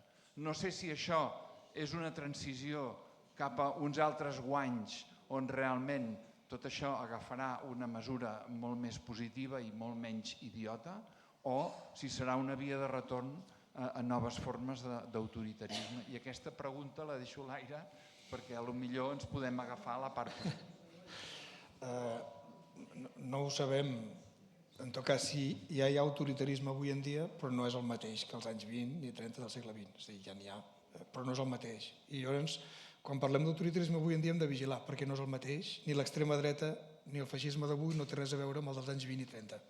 Ens hem de vigilar, d'intentar veure les diferències per poder-ho acotar. Sí, a les enquestes dels joves no creuen en la democràcia i s'informen de política pels TikToks. Això és un problema. Però no hi creuen en la democràcia. I un dels motius és perquè diuen què em dona la democràcia. Perquè els hem acostumat que tot els ha de donar alguna cosa. I si no em dona alguna cosa, jo no vull pagar impostos. I no crec en la democràcia. I no creuen que la democràcia sigui, la majoria, no creuen el millor sistema. S'estan tornant molt tancats en aquest sentit, no? Això ho hem de detectar per saber què passa, no? És evident que la democràcia la podem mirar de dues maneres. La que hem mirat habitualment, que és com a sistema polític perfectible, i aquí ens han enganyat els polítics, no? La transició espanyola, sí, serà millor. Bueno, ja hem vist el que era. I la gent què pensa? Jo vaig a votar i en tinc prou. Si tot es queda en el sistema, estem pervertint la idea. L'altra cosa és entendre que la democràcia és un model de vida en què hi ha cooperació, en què hi ha coeducació, i per tant que la democràcia no és un sistema polític, és un model de vida, que després s'ha de reflectir en un sistema polític màximament lliure. Però si tot ho reduïm a sistema polític, hi ha un problema. La democràcia ha d'anar més enllà del sistema polític. I democràcia vol dir que tu ets lliure per pensar, no només per votar un cop cada 4 anys. I això no s'ha entès. Hem amagat la segona part, que sí que estava molt present abans de la Primera Guerra Mundial. La democràcia també és l'educació, la cooperació, l'associacionisme, pensar en comú, construir coses junts. Això també és democràcia. No és només un sistema perfectible. O el pitjor, el millor dels pitjors. No, és alguna cosa més. Si ens quedem a l'altre, que ens hi hem quedat molt, això és un conflicte. Sobretot ara, tal com van els joves. Hi ha un problema que és que no hem desplegat bé el liberalisme. No s'ha desplegat. Totes les idees liberals del segle XIX no s'han desplegat. I el liberalisme del XIX, Smith, etc., ja deien vigilem que la democràcia no funciona apretant un botó. S'ha de treballar cada dia. I això vol dir ser liberal. I això vol dir transformar les universitats, transformar-ho tot, perquè funcioni. Perquè no funciona amb un botó. No és automàtic. S'ha de construir cada dia. I això ens ho deien el 1832. Tenien clar que el liberalisme i la democràcia funcionen si hi treballem constantment. Però ho hem deixat una miqueta de la mà de Déu. I qui guanya quan l'aigües estan revoltes? Doncs l'extrema dreta, el dogmatisme, el fàcil, no pagar impostos. L'Estat no serveix per res perquè si hi ha injustícia, com deia abans, si hi ha corrupció, la corrupció es carrega qualsevol democràcia. Perquè les normes del joc les mana la corrupció. I ho hem viscut. L'estat espanyol és l'estat més corrupte del món. Però ho era amb el franquisme. I el sistema no va canviar això. Va mantenir la corrupció sistemàtica. La va mantenir. I per això es va fer el canvi a la democràcia. Jo t'ho puc dir per un amic meu que va estudiar en Fraga. eren 4 germans. Quan sabien que es moria Franco, Martín Villa els va reunir perquè va estudiar amb ells. I els va dir, tranquils, això canviarà, però vosaltres seguireu. A un li van donar les aduanes de Canàries, a l'altre les televisions privades de Madrid, a l'altre la duana d'Andorra i a l'altre totes les grans indústries de la província de Barcelona com a advocat. I els van dir, però no us fiqueu en política. Eren els mateixos. Evidentment van seguir fent corrupció. I aquest, que era advocat, m'explicava, perquè ell sí que va ser regidor, mai de govern, però sí regidor de la UCD i del CDS. Quan els ajuntaments democràtics volien fer el que no teníem, carreteres, il·luminar clavegueres, no sabien on havien de trucar. Els polítics joves no sabien amb qui contactar de Madrid. Qui ho feia? Ells, a canvi de comissions que van cobrar. I m'ho va dir ell mateix. I em va dir els noms dels alcaldes i el que li havien pagat. Perquè ell tenia línia directa amb qualsevol de Madrid, del règim. I evidentment això es cobra. I té raó, els joves que van entrar als ajuntaments no sabien i necessitaven diners. No hi havia clavegueres, no hi havia llums, no hi havia res. Però com et relacionaves amb el règim? Si tu havies estat a l'oposició o acabaves d'entrar en política. Com et relacionaves amb el règim? El règim ho va crear, va mantenir la xarxa clientelar. La corrupció es va mantenir i fins avui en dia. Però clar, això perverteix la democràcia, absolutament. Perverteix les concessions, tot el que hem viscut. És a dir, al final, que va saltar gràcies al procés, va fer saltar, va destapar això. Si no, no s'hagués destapat. El rei encara fa memòries dient que és el gran salvador de la democràcia, és el corrupte número 1. L'any 74 firma un contracte amb Aràbia Saudí que de cada d'això de petroli, de cada barril de petroli, ell cobrava una comissió que comprés l'estat espanyol. Així de fàcil, l'any 74. Encara no havia mort Franco. Ja ho firma ell, aquest contracte. El sistema ha mantingut la injustícia, la corrupció, no permeten democràcia. Què no va canviar el nostre règim dictatorial? Què no va canviar d'avui per demà? La justícia. Els mateixos tribunals van seguir funcionant l'endemà de la mort de Franco, canviant el nom. Què no van canviar tampoc? L'educació. El sistema educatiu no el van canviar. Una democràcia amb un sistema educatiu dolent, una justícia dolenta i una corrupció absoluta, com pot funcionar? Necessita ciutadans idiotes. Aleshores, la democràcia té grans problemes a tot el món. Des de l'any 2008, el problema que afegim a la idiotesa és que des de l'any 2008 el capitalisme ha caigut en el deute i per tant és un capitalisme desbocat que ho endeuta tot i que el dia que caigui pot caure tot. I què va caure el 2008? Les democràcies. El sistema democràtic el 2008 s'enfonsa. Així està als Estats Units, que estan quasi en una guerra civil, als Estats Units. El Trump ha tancat l'administració, que vol dir que els funcionaris no han cobrat durant 2 mesos. Ha cobrat l'exèrcit perquè un particular va ficar diners perquè l'exèrcit cobrés i no s'aixequés amb armes, als Estats Units. El senyor Trump ha tancat l'administració 2 mesos. Imagineu-vos que aquí ens tanquen l'administració pública. 2 mesos que ningú cobra, ni mestres, ni jutges, ningú. Doncs això ha passat als Estats Units ara. A la Xina, els alumnes que jo tinc de la Xina, amb nosaltres ens expliquen coses quan no hi ha càmeres ni mai un treball pel mig. Si jo vaig a classe i estic allà a l'última fila i parlo, com que hi ha una càmera que em vigila a classe, l'alumne que parla l'expulsen del sistema educatiu.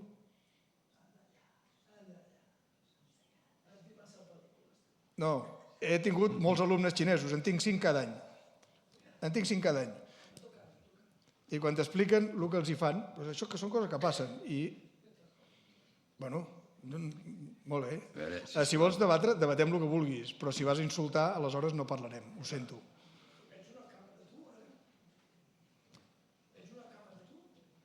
És a dir, si vols parlar el que vulguis, pots discutir el que vulguis. No, home, dius que m'he inventat... A veure, sisplau, si tens alguna pregunta, la pots fer, però comentaris deixem-los estar. Fes la pregunta i ell contestarà. Home, em vas dir que m'he inventat una cosa que els meus alumnes m'han explicat de manera. Ho sento.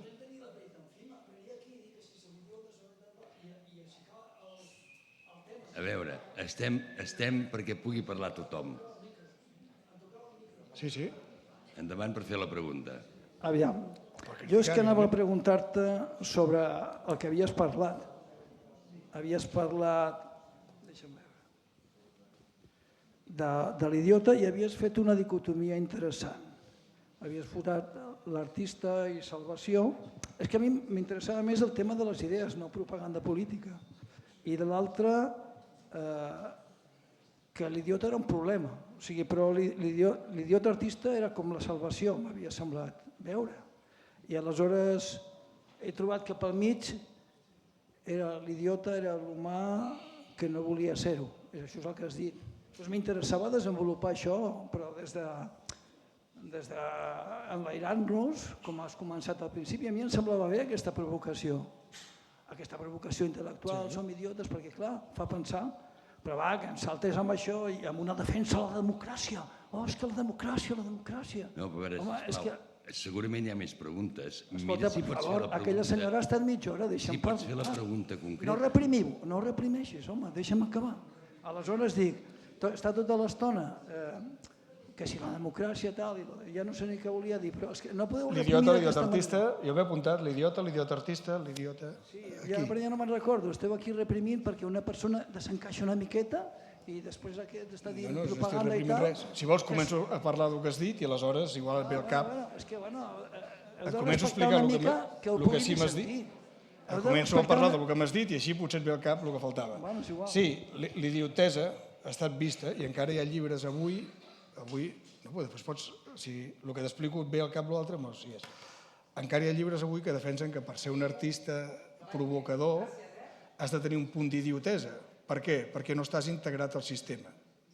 Això encara avui en dia s'ha publicat a Itàlia, llibre del 2011, el Martí Peirán l'ha publicat a Argentina el 2024. Hi ha diferents llibres que diuen ens estem parlant molt dels idiotes, però estem perdent de vista que els idiotes també han sigut a vegades grans creadors, perquè no s'han integrat a les normes del sistema. I per tant hi ha una perspectiva positiva de l'idiota que encara se'n parla.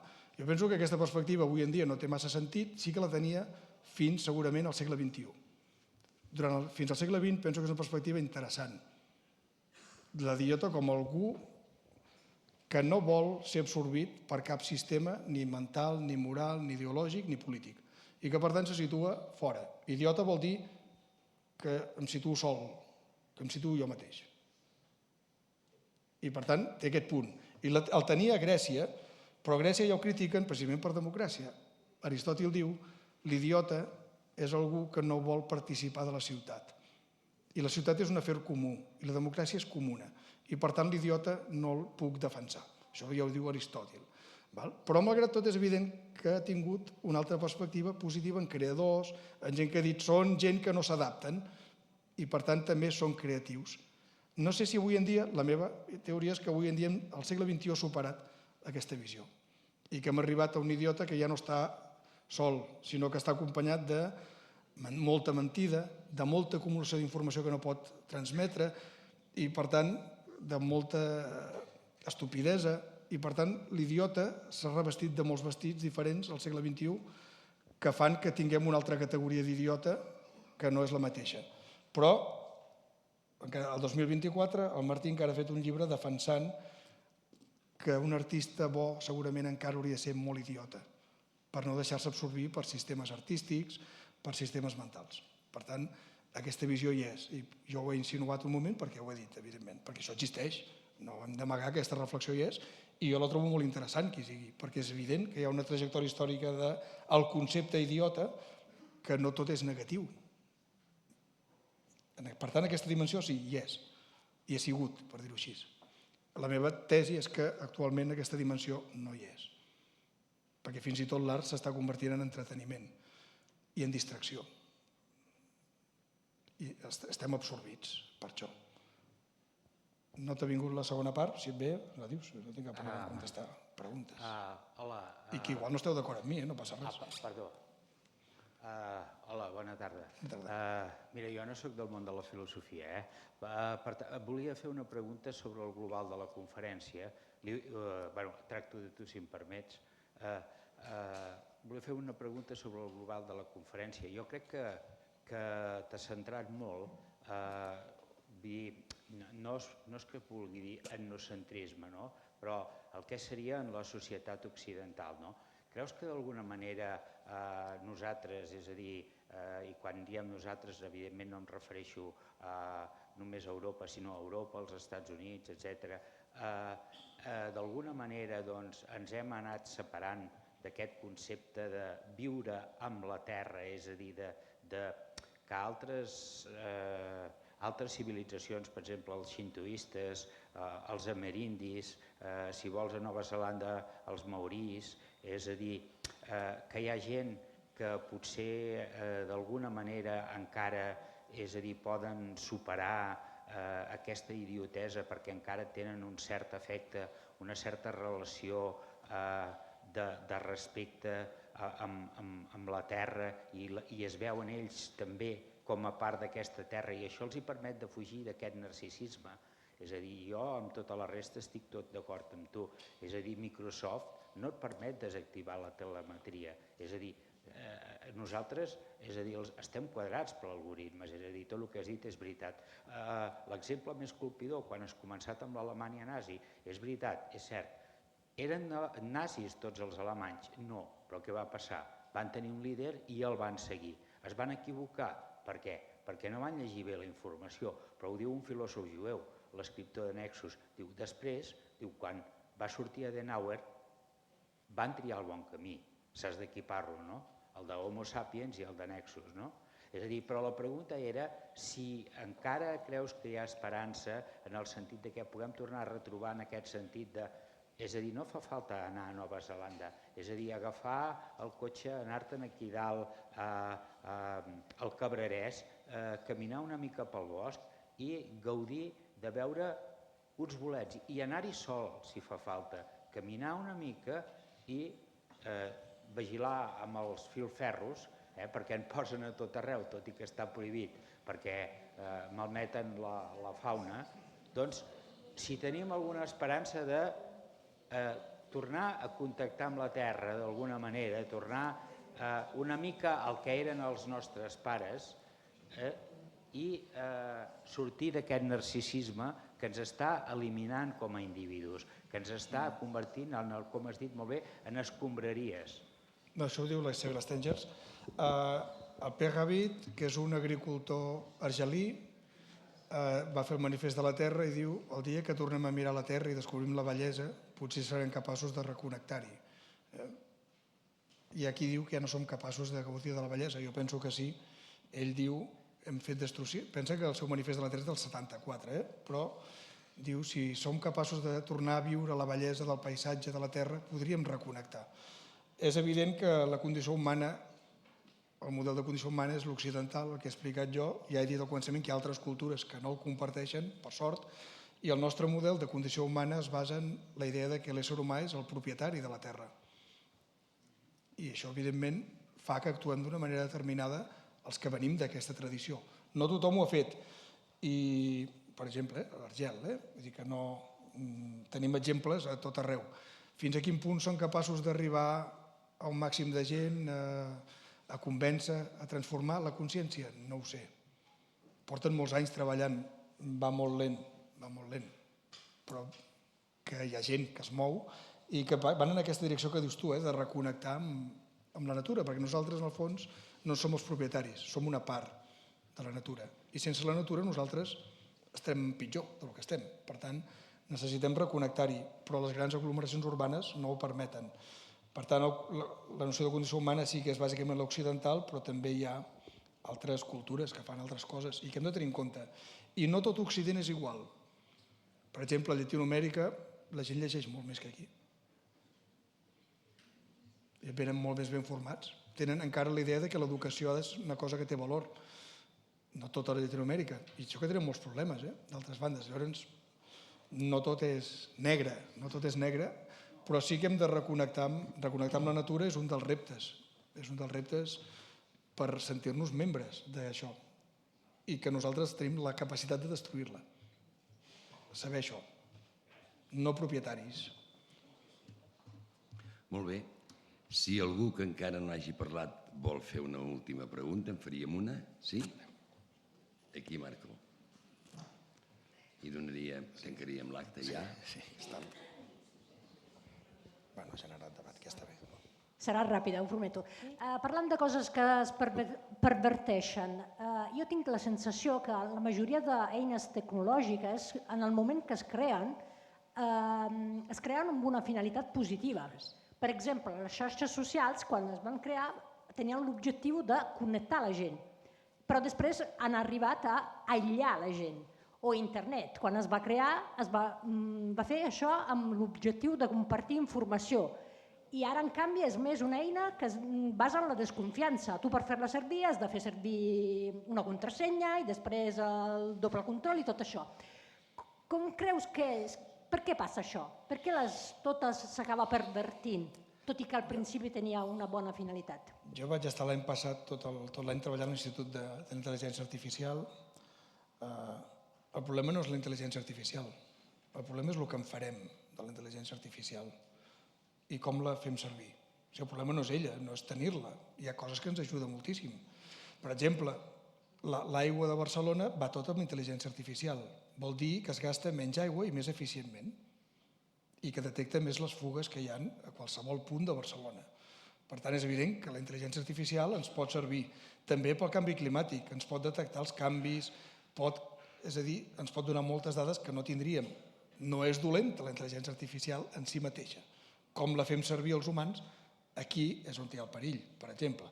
Les xarxes socials, tens raó, quan neix Facebook hi ha gent que comparteix la filatèlia i de cop i volta es troben amb els d'Osona, amb els de l'Ebre, perquè se'n donen compte que n'hi ha 3 que els agrada no sé què i no s'havien vist mai. I genera que gent vagi a trobar-se, sopi i es trobin. Sí, això es va generar en un moment. Quan neix no internet, la gent fa blogs, escriu, publica, els blogs ja no existeixen. Tothom podrà explicar, podrà publicar, i es va generar un cert moviment, és veritat, però després l'ús que se n'ha fet, l'ús que fem de les dades, aquest ús extractiu, això, que és el que estem fent ara, un ús extractiu de tot el que tenen de nosaltres. El ChatGPT per què el van obrir? El van obrir per tenir dades. Ens el van ficar de franc per tenir dades gratuïtament, perquè els hagués costat molts anys tenir totes les dades que tenen ara. I cada vegada que el fem servir, tenen dades nostres. Abans del xat, un exemple, no sé si hi veu jugar, el Facebook va dir, fa 10 anys que esteu a Facebook, 20. Va, pengeu una foto de quan vau començar i una d'ara. Era un joc, és mentida. Era la manera que la intel·ligència artificial va aprendre a llegir cares, que una de les coses més difícils que fer. El que nosaltres fem, reconeixem la gent. Al moment, la intel·ligència artificial li ha costat anys. Ara s'autoentrena. Es va entrenar. Saps els milions de cares que va rebre i va veure com canviaven en 20 anys? Li va donar una pila de dades que ara ja ho pot fer. Reconèixer dades. Reconèixer veu. Ha costat moltíssim. Té coses bones la veu? Doncs, per exemple, Telefònica perquè inverteix en la veu? Per trucar a la gent que viu sola. I donar-li conversa dels temes que li interessen, amb una veu que sigui molt humana. Això ho pagarem, però ho hem fet per això. Aleshores, té elements, sempre hi ha elements. El problema som, jo quan em deien la intel·ligència artificial, no, el problema és què en farem, perquè la capacitat de destruir de la intel·ligència artificial és moltíssima. I destruirà llocs de treball? Moltíssims. Moltíssims. Ens ajudarà a operar amb més fiabilitat? També. És a dir, que canviarà moltes coses. Sí. Que no és la panacea que ens diuen? No. I que no fa tot el que ens diuen? No. Que fa molt més del que ens diuen? També.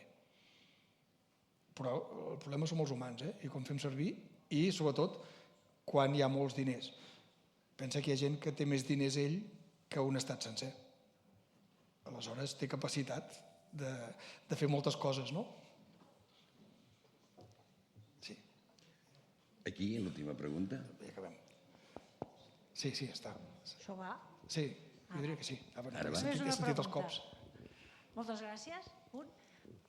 Quan presentes aquesta presentació amb la gent jove, els hem posat una mica inútils avui, quina reacció tenen?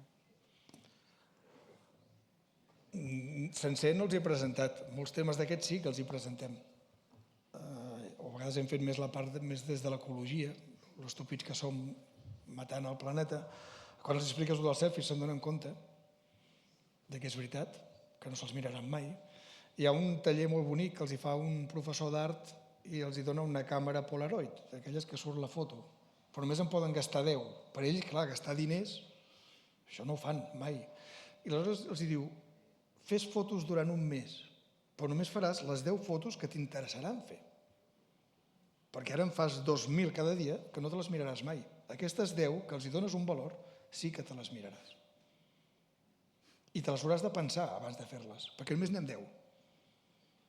I aleshores, quan els hi fas coses, se'n donen compte que estan immersos i se senten malament, i se'n donen compte, és a dir, no tots, però és evident que quan els expliques coses veuen i diuen, clar, és veritat, jo estic fent això. No? Quan els dius, tota aquesta música que has acumulat aquí, quan te l'escoltaràs? Te l'has baixada tota, quan te l'escoltaràs? I fan així, diuen, és veritat, mai. Quan te l'escoltes? Mai. Quan busques una foto no la trobes, no la troben. Quan els hi poses els casos reals se'n donen compte que ells mateixos tenen comportaments que no són reals, no? I que tenen pors i que se'ls ha sobreprotegit, se'n donen compte. Venen a una revisió d'examen i ploren, encara que no li diguis que ho ha fet malament. O et diuen, és que és la primera vegada que em suspenen a quart de carrera. I ploren. O vull trucar a la mama. I llavors se'n donen compte de dir, jo tinc 22 anys, com és que no sóc capaç de reaccionar? No cal que els apretis gaire. Moltes coses se'n donen compte. O és que ens hem protegit tant que ara jo em sento perduda. És a dir, quan veuen coses reals se'n donen compte, és evident. Que això trigarà a canviar moltíssim, perquè l'addicció de la pantalla és un carmel. La pantalla genera addicció d'una manera... És a dir, és molt fàcil, quan teníem només televisions. Deies, avui sortirem a fer una cervesa. I et quedava, bueno, tinc mitja hora, em fico al sofà. I ja no sorties. La pantalla t'atrapa. O t'adorms, molt fàcilment. I les pantalles ens atrapen. I les empreses ho saben que ens atrapen. La pantalla ens atrapa. I els TikToks ens atrapen. I tot això ens atrapa molt ràpid, i ho passes. I llavors és un carmel que els hi donem. I els hi hem d'ensenyar a conviure-hi. És el més difícil. A vegades ho aprenen a cops, a vegades els hi hem d'ensenyar. És difícil, però els hi hem... Hi ha una part molt petita, perquè els hi soluciona molts problemes. Pensa que n'hi ha qui es pensen que mirant un tutorial a la nit aprovaran l'examen de demà sense haver anat mai a cap classe, perquè ho expliquen a l'ascensor i tu estàs a l'ascensor. És a dir, ells es pensen que tot, que internet els hi dona tot, que la xarxa els hi dona tot, que el ChatGPT tot és veritat, quan és mentida. A mi en un treball m'han ficat que jo era frare de Montserrat.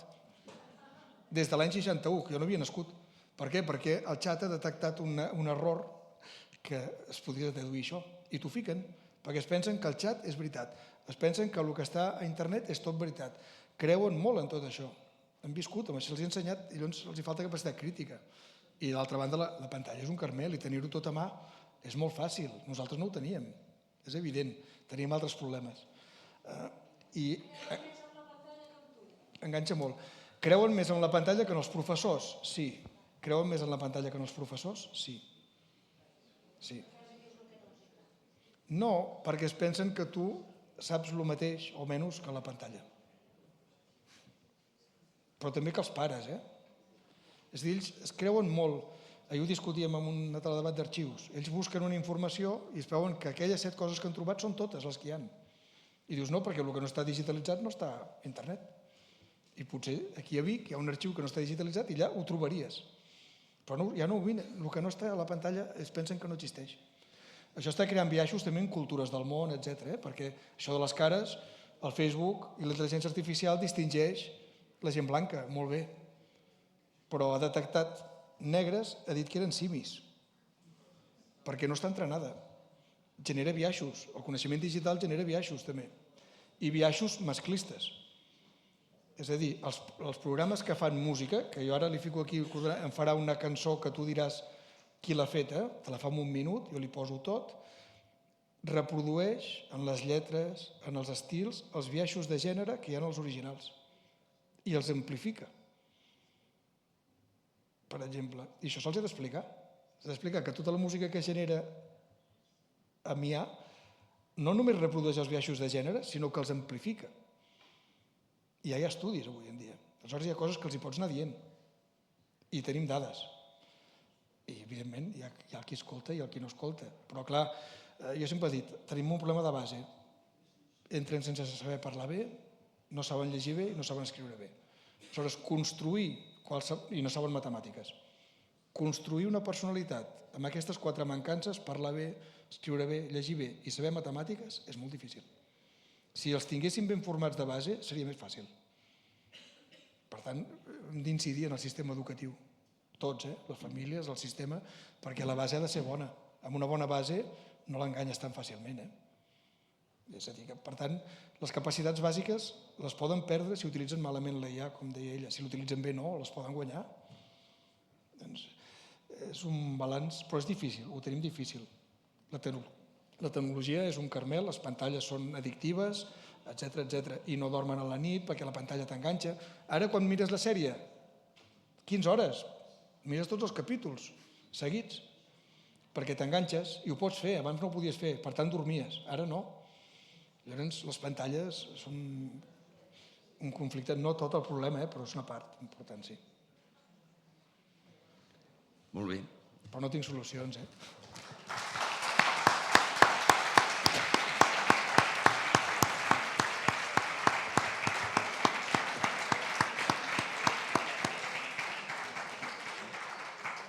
Gràcies per la vostra assistència. Moltes gràcies, Joan. Gràcies a vosaltres. Per acceptar la invitació i molt bona nit.